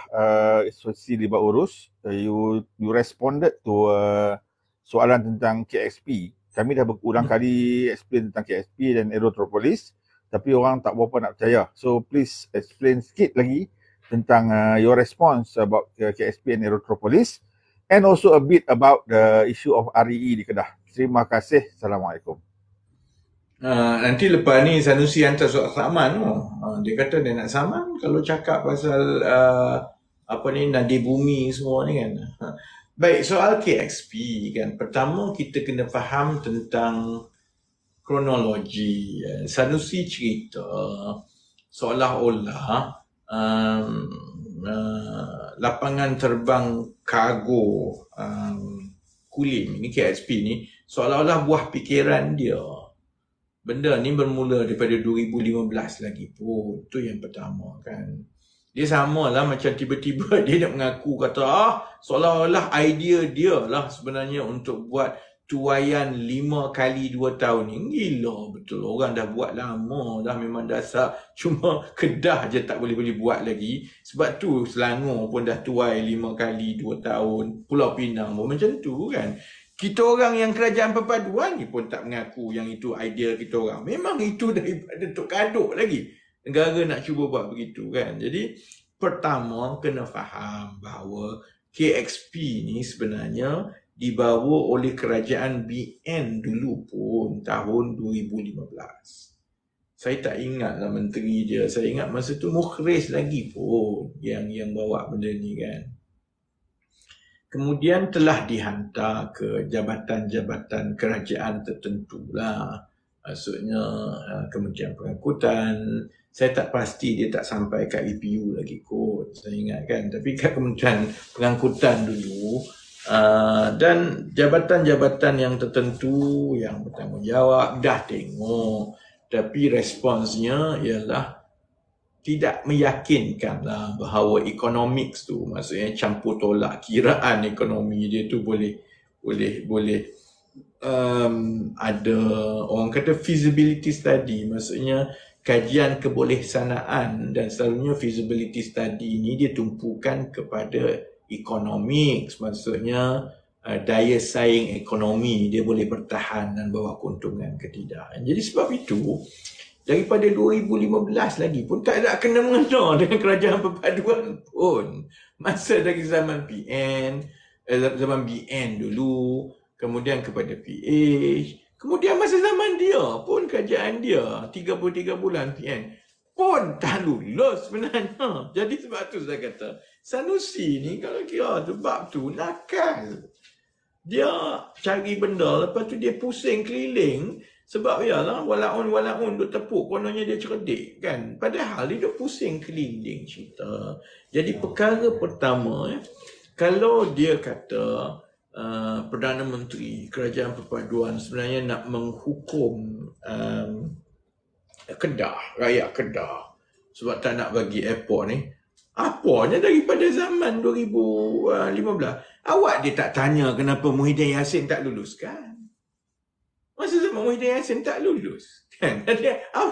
Kenapa tiba-tiba nak mempolitikkan benda ni? Dia tak lulus tu kerana feasibility study dia tidak diyakinkan. Sebab tu tak pernah sampai ke peringkat saya pun. Sebab benda tu memang daripada awal kata ni nampak macam tak meyakinkan. Okey baik Itu dia punya susu galuh dia lah. Jadi kalau benda tu dia kena melalui proses lah. Kalau macam tu, dia rasa dia hebat sangat. Kononnya tulis surat kepada Perdana Menteri nak mari tegang. Ingat saya menteri pun kan. Saya menteri ekonomi. Kau ingat orang datang present awal-awal tu ikut suka kepala aku je kata ya ke tidak. Benda itu perlu dikaji oleh pegawai-pegawai kementerian. Bila menteri pergi ke mesyuarat, sebenarnya pegawai kementerian dah semak semua dah. Dia dah bagi cadangan pun kepada menteri penilaian mereka betul ke tidak, patut ke tidak, kebolehsanaan macam mana kan. Apatah lagi Perdana Menteri. Ya, kalau nak jumpa Perdana Menteri, sudah tentulah Perdana Menteri sebelum nak jumpa dia tu takkan. Kau tidak, bayangkan buang masanya lah masa Perdana Menteri. Kau datang sembang kecang, pumpang, betul balik. Buang masa saja. Kalau nak mesyuarat ke apa, benda itu mesti dikaji dan melalui. Sebab itu saya cakap ke dia, hantar je lah feasibility study kat aku, biar aku tengok dulu. Sampai ke hari ni dia tak hantar. Sebab saya ingat dia pun tahu, kalau dia hantar kantoi. Bila saya tengok ni tak boleh pakai, satu Malaysia aku ceramah beritahu. Ini feasibility study yang Sanusi hantar. Yang ini tak betul. Yang ini tak betul. Sebab tu dia tak hantar sebenarnya. Jadi itu keadaan dia. Dia nak mempolitikkan. Dia kononnya hantar surat kepada Perdana Menteri. Nak bincang pasal lapangan terbang. Nak bincang apa?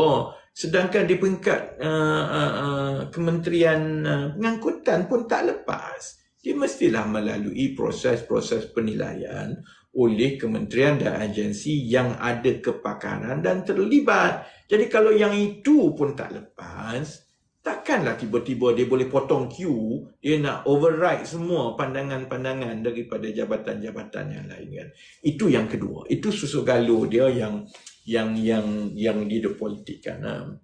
Kalaupun kita tak ambil kira benda tu, contohnya lah, kalaulah kita pun tolak tepi lah soal benda ni tak lepas daripada dulu. Kita pun nak husnuzan.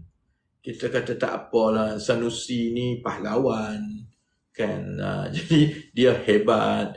Jadi benda yang datang daripada dia ni semua hebat-hebat. Jadi cuba kita husnuzan. Kita pun fikirlah. Tolak tepi semua ni.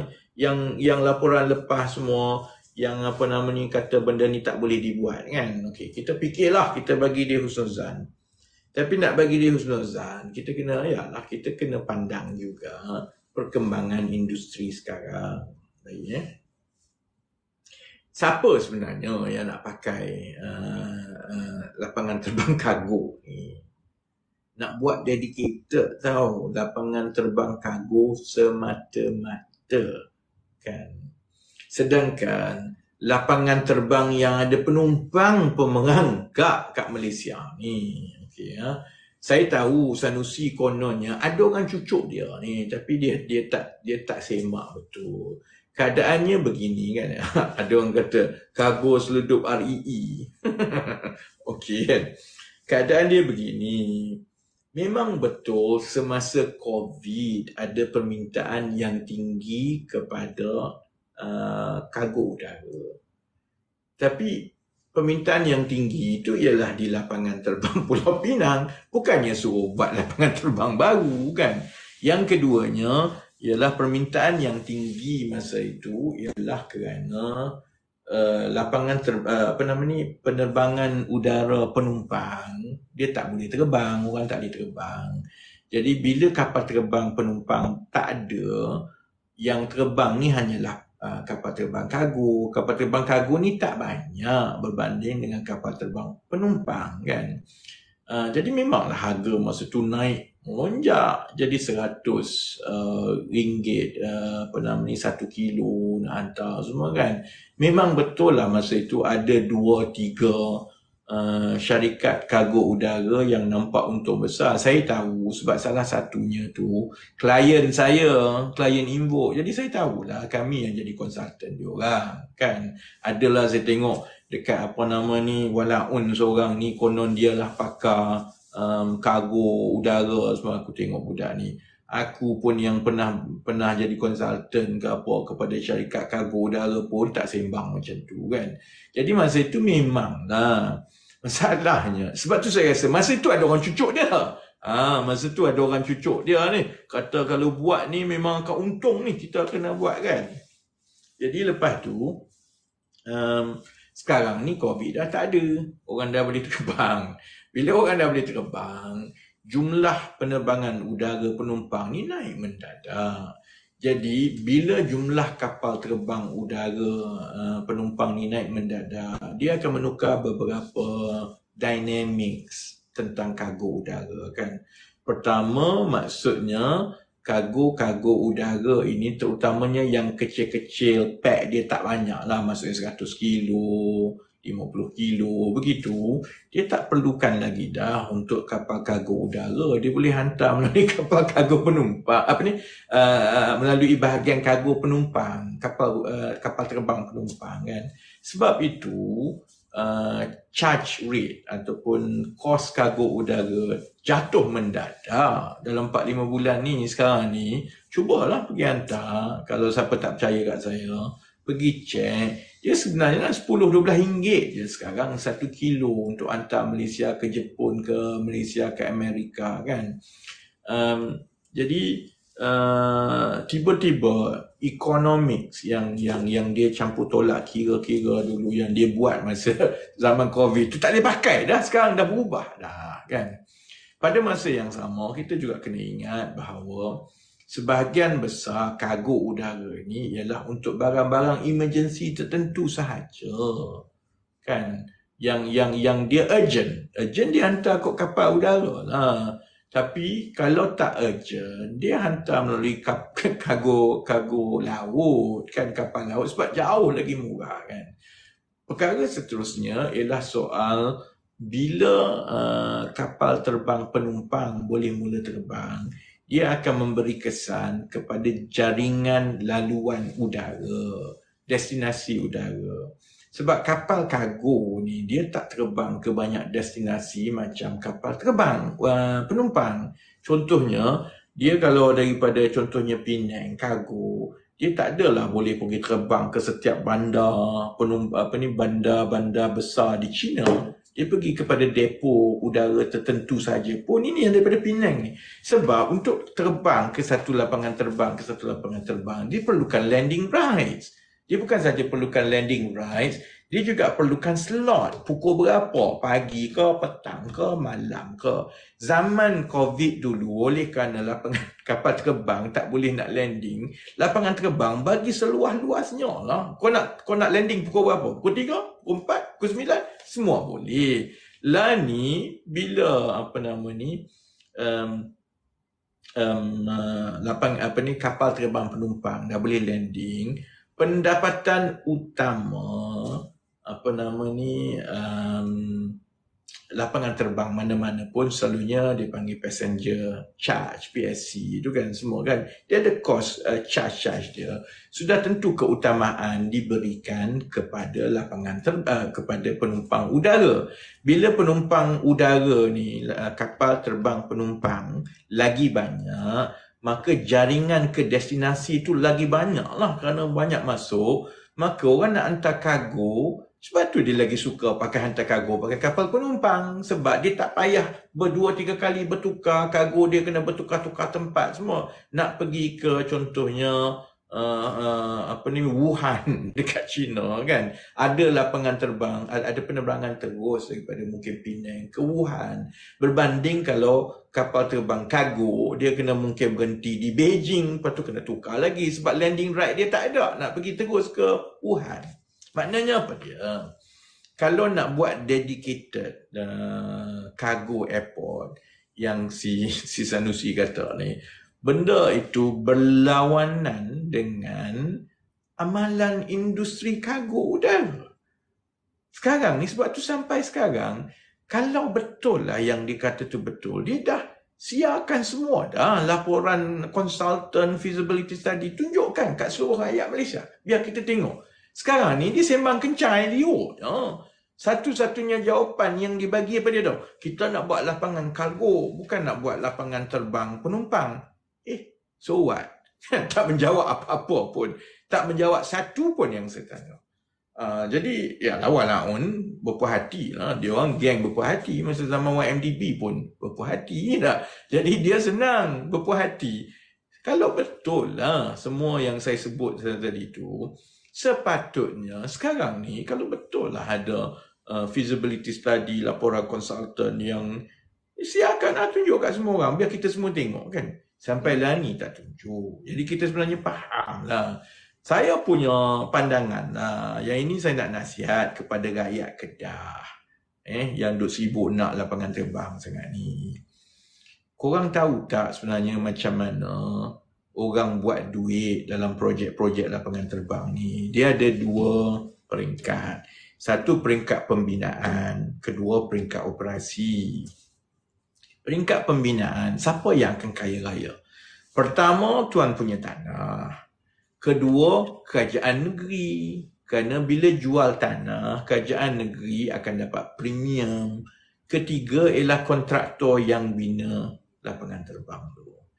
Saya nak nasihat kepada orang Kedah lah, berhati-hati. Jangan sampai tanah-tanah banyak ni diambil ataupun orang yang dah memang duk lobby tanah-tanah dia nak jual supaya dia jadi orang kaya cepat, tiba-tiba tanah dia diambil oleh kerajaan negeri untuk buat lapangan terbang. Sebab tanah ni nanti kerajaan negeri kan. Jadi kalaupun dia nak buat, akhirnya kerajaan negeri kena keluarkan duit. Sama ada tanah dia sendiri tu dia kena bagi untuk buat lapangan terbang ni, hilang tanah rakyat. Ataupun keduanya, dia kena ambil duit dia, bayar pula untuk beli tanah-tanah perseorangan. Yang kaya ialah siapa-siapa yang mungkin dah pandai-pandai, dah tahu nak buat lapangan terbang kat situ, ada tanah, lobby buat kat situ. Yang hilang duit dan hilang tanah ialah rakyat negeri Kedah. Keduanya ialah, saya faham lah kalau ada lah orang-orang dalam kerajaan negeri ni yang rasa, kami nak buat ni sebab dia ingat ini cepat untuk dapat hasil melalui premium. Bila jual tanah, ada transaksi tanah, semua gini-gini, kerajaan negeri dapat duit kan. Tapi ini jalan singkat, samalah macam nak duit jual balak. Senang jadi kerajaan negeri macam tu. Ada tanah, cuba cari buat projek apa-apa supaya kita boleh jual tanah. Kerajaan negeri dapat. Jadi kena hati-hati jugalah sebab akhirnya sementara kontraktor yang buat projek tu boleh dapat duit, orang yang token tanah tu dapat, mungkin kerajaan negeri pun dapat cari jalan pintas untuk dapat duit. Yang isu dia bila lapangan terbang tu dah habis, duit rakyat dah habis berbilion. Kalaupun swasta buat, kau ingat dia akan dapat loan daripada swasta, daripada bank kalau tak ada jaminan kerajaan? Mestilah kerajaan kena yang itu pupak-pupak kat sini, kerajaan kena bagi tanah ni lah, kerajaan kena bagi garanti itulah ini. Kerajaan duit rakyat juga terheret. Dah siap lapangan terbang tu kan. Dah kalau lepas tu tak menjadi, orang semua duk pergi Pulau Pinang. Sebab bayangkan, buat apa aku nak pergi kat lapangan terbang baru? Penang kan dah ada. Kan? Lagipun, orang pun tahu bahawa macam saya sebut tadi, kargo udara ni sebahagian besarnya juga dihantar melalui penerbangan penumpang. Jadi buat apa? And then bayangkan orang daripada Wuhan, China nak pergi ke airport mana? Mestilah dia nak pergi ke airport Pulau Pinang, bukan dia nak pergi ke airport Kulim. Dia tak tahu pun Kulim tu kat mana. Terutamanya kalau dah ada pun laluan ke Pulau Pinang. What makes you think you can persuade an airline to change the route daripada Penang to Kulim? Gila ke apa? Kan? Jadi, bayangkan bila dah jadi macam itu, tak ada takers, tak ada landing semua. Bila terbengkalai, akhirnya, siapa nak tanggung? Kepada rakyat Kedah, tanah kamu dah hilang. Duit dah kena. Kerajaan negeri mungkin lepas tu terheret dalam hutang projek terbengkalai ini, lapangan terbang. Lepas tu kau nak buat apa? Lepas tu kau nak bising pula kata kerajaan persekutuan tak tolong. Tak adil lah kepada negeri-negeri lain. Kalau nak bawa kemajuan, ada cara dia. Bawa industri yang menyediakan pekerjaan yang berpanjangan, bawa industri yang membayar cukai, bawa industri yang tidak melibatkan pengambilan tanah yang sebegitu besar, bawa industri yang boleh bersaing kan. Jadi sebab itu bagi saya ialah, saya ingat kita dah terang panjang lebar pun orang faham.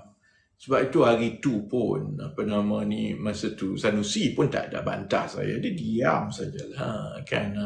Kalau ada orang kata, dia sebenarnya menghormati majlis, takkan dia nak jawab depan-depan. Sanusi ni hormat majlis apa, Sultan pun dia pelekeh. Kalau setakat aku tu, kalau dia nak pelekeh, dia pelekeh depan tu je. Tapi dia tahu kalau dia pelekeh saya jawab balik. Malu lagi dia kat depan tu. Lepas tu dia sengih, duduk diam belakang tu. Sanusi mana pernah fikir. Malu kat orang ke apa kan, aib orang dia. Kalau nak dia pelekeh je.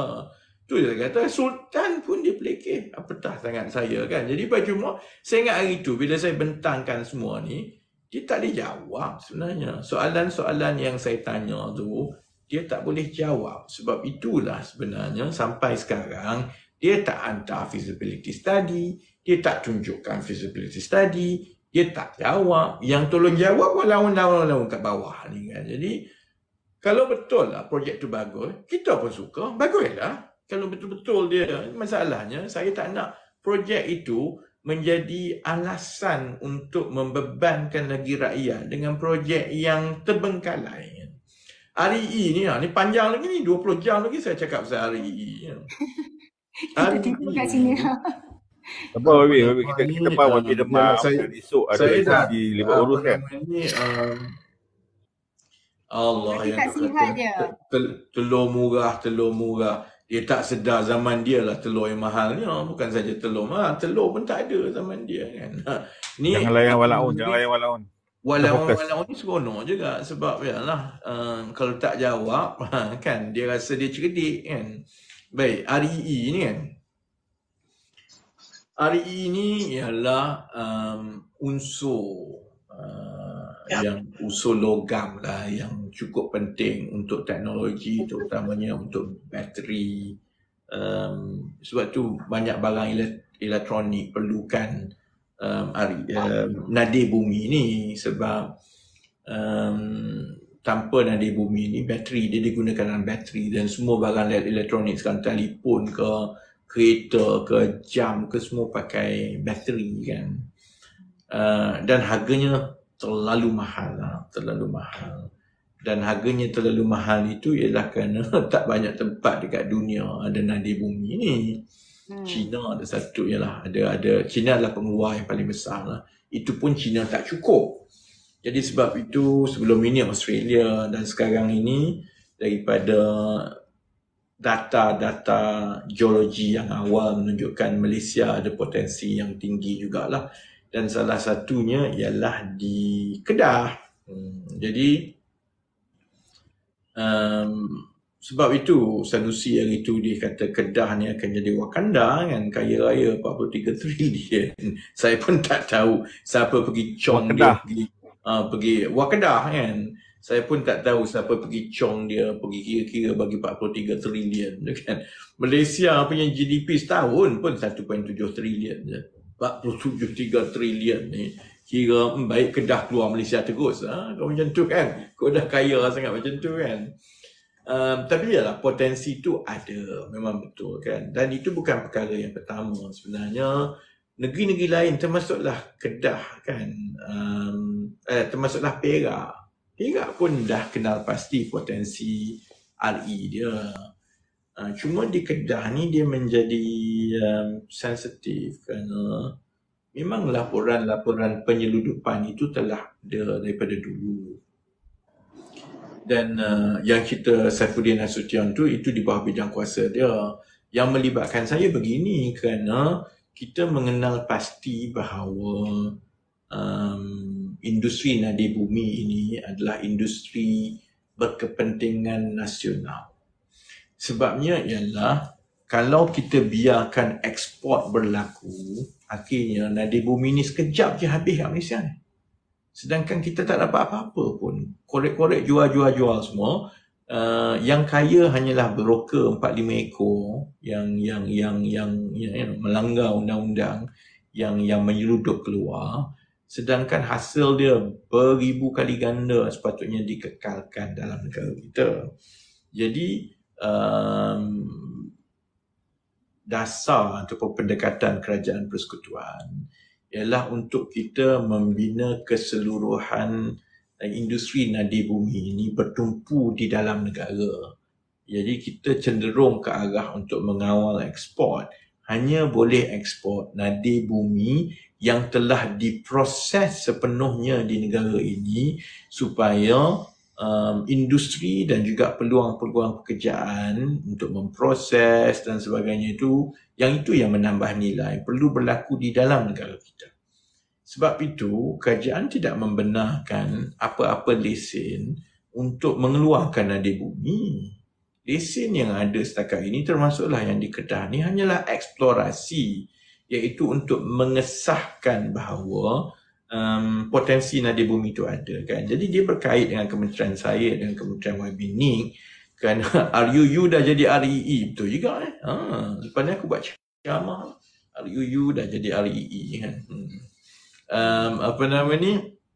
YB, sebab itu dia berkait dengan kementerian saya dan kementerian YB ni kerana kami bertanggungjawab untuk menggubal dasar nasional mengenai industri REE. Yang ini yang nakalnya di Kedah ni. kerana dalam keadaan kita bertungkus lumus. Sebab masa ni Sanusi tak tanya pula. Ini zaman 33 bulan kajian dia Perikatan Nasional, haram dia buat apa-apa. Tak ada dasar, tak ada usaha, tak ada apa. Kita orang masuk pun kita orang panik ni. Okey, kena buat cepat ni. Kalau tidak hari ini orang seluduk buat curi keluar semua kan. Yang ini yang melibatkan kami kerana memang laporan-laporan diberikan semasa ke semasa bahawa penyeludupan itu berlaku. Dan yang itu memang dibawa ke kabinet tentang kebimbangan. Yang dibawa ke kabinet tu sebab orang duk tekan saya dengan YB ni, oi cepatlah, kalau tidak ada orang seluduk keluar ni. Saya sudah tentu kata, yalah kamu janganlah, cepatlah tangkap orang yang seluduk tu. Benda ni bukannya kita orang boleh buat dalam seminggu, kita kena tengok semua gitu kan. Jadi ya, saya tak ambil pot sangatlah siapa yang terlibat ke apa dan sebagainya. Yang itu perlu diserahkan sepenuhnya kepada pihak biasalah. Orang selalu tanya saya, ni kenapa YB ni bila kamu dah jadi menteri kamu tak bongkar semua gini, kamu tak buat. Kerja aku buat dasar ekonomi, baiki ekonomi. Aku bukannya menteri SPRM kan. Dan masa kami jadi pembangkang dulu, kita dah kata kita tak nak campur tangan di dalam agensi penguatkuasaan. Jadi kalau tiba-tiba saya jadi menteri, saya duk komen suruh SPRM tu, suruh tukar sana, suruh buat sini, sama lah dengan sebelumnya. Yang itu saya serahkan kepada menteri yang bertanggungjawab lah. Dan menteri yang bertanggungjawab tu ialah Perdana Menteri. Jadi biar Perdana Menteri lah selesaikan kan. Dan saya tak tahu menahu tentang siasatan ke apa semua. Jadi saya pun hanya dapat baca daripada laporan-laporan pun tentang siasatan kan. Sebab yang kita tahu selama ini REE di Kedah ni memang diseluduk keluar. Diseluduk keluar ke China. Itu yang kita dapat tahulah. Kita tak tahu siapa, bagaimana dan kan. Jadi bila laporan itu keluar dan kenyataan itu datang daripada SPRM, yang ditangkap itu ialah CEO MBI. Dan CEO MBI itu dilantik oleh Menteri Besar dan juga seorang pimpinan kanan PAS di Kedah. Dia pernah bertanding di calon. Saya sebenarnya pernah jumpa dia 2-3 kali masa kami dalam Pakatan Rakyat dululah. A decent man. Hanya ada beberapa orang yang dikira profesional macam itu. Jadi saya tak terkejut lah bila Sanusi lantik dia jadi CEO MBI kan. Jadi kenyataan-kenyataan SPRM berkenaan dengan asas dakwaan dan siasatan awal itu sebenarnya sangat serius. Pertama, dia mengaitkan tentang ada aliran tunai 13 juta yang mengaitkan dengan MBI. Kan? Kalau tidak, dia tak tangkap. Jadi, tak apalah, kita tunggu mereka didakwa. Tetapi untuk rakyat Kedah lah, pilihan rakyat Kedah. Okay. Tak apalah, mereka boleh bersilat sana sini, kata Sanusi hero, Sanusi panglima kan. Tapi yang muda-muda ni kena fikir juga, sebenarnya berapa banyak dah REE ni yang telah diseluduk. Dan kalaupun Sanusi tak tahu apa-apa, tak terlibat, benda ni berlaku semasa dia jadi Menteri Besar. Kalau kami di Kajian Persekutuan pun dimaklumkan tentang sebenarnya berlaku penyeludupan, tipulah dia Menteri Besar, dia tak tahu. Mesti ada laporan, ada orang maklumkan. Kami yang duduk Putrajaya pun kami dimaklumkan ada berlaku. Cuma tak ada bukti, tak boleh tangkap, kita begini kan. Jadi paling kurang pun soal rasuah ke soal apa tu saya tak nak komen kerana itu akan disiasat dan kita tunggu pendakwaan. Tapi sebagai pemimpin politik, Menteri Besar yang diberi tanggungjawab menjaga harta kekayaan Kedah ni, Wakanda Kedah ni kan, kamu di bawah, under your watch, how many billion sebenarnya harta Kedah telah diseluduk keluar? Takkan yang itu dia tak nak jawab. Kalau saya jadi Menteri Ekonomi, under my watch, ada agensi kajian yang hilang berbilion-bilion ringgit, saya kena jawab. Dan kalaupun saya tak terlibat, saya tak tahu apa-apa, maksudnya aku bodoh. aku tak buat kerja, tak tahu macam mana aku jadi menteri, benda ni boleh berlaku, aku tak tahu. Jadi aku kena letak jawatan. Jadi benda itu sebenarnya bagi saya paling kurang. Sanusi kena jawab berapa banyak REE sebenarnya yang telah disedut di bawah jagaan amanah dia.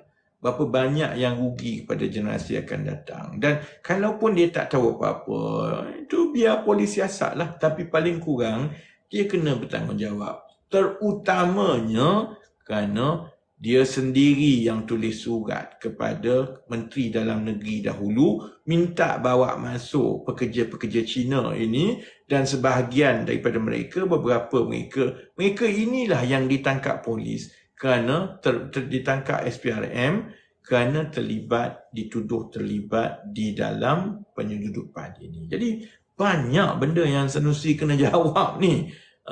Dia boleh saja menutup dengan kata dia jadi mangsa, dia gini-gini, tapi tanggungjawab kita jugalah untuk menyebarkan dan terus tanya soalan-soalan ini, terutamanya kepada walaun-walaun. Jadi walaun-walaun bolehlah ratip cerita harga telur ayam lah, cerita formula. Ni jawab cerita yang berbilion-bilion ringgit yang hilang daripada bawah Panglima kamu jadi Menteri Besar. Kalau contohnya penyokong PH berterusan tanya soalan itu, terbabas walaun sebenarnya. Lepas tu dia maki hamun lah. Kalau dia maki hamun, bila dia mula saja maki hamun raja, kamu buat laporan polis. Sumbat ke dalam sekali lagi kan. Jadi sebab itu saya rasa isu REE ni ialah isu yang baik yang perlu diberi penjelasan kepada orang Kedah. InsyaAllah orang Kedah akan faham. Okay YB, saya first of all saya nak tanya YB ada masa lagi tak? Sebab saya risau YB esok ada libat urus. Tak ada dah, aku nak tidur dah penat ni. Dah penat You dah. look very tired and demam kan? Saya demam kan. Jahat korang buat benda ni masa aku demam. Tak apa, kita akan bawa YB lagi sekali lah nanti YB. YB pergi rehat, tak apa. Yang tak penting janji. kesihatan YB tu. Tak janji. Tak janji. Okey, insyaAllah kan. Ya, sebenarnya YB dah lama tak balon walaun tu.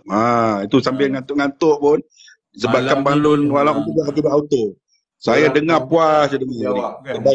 Dia gian. YB gian. Tak ada lah gian, tapi alah dia tanya kenalah jawab kan. Tapi sebab dia selalunya banyak walaun komen tu kan. Paling kurang malam ni walaun tak boleh tidur sebab panas hati kan. Betul. Apa, you better take a rest. You better take a rest tonight.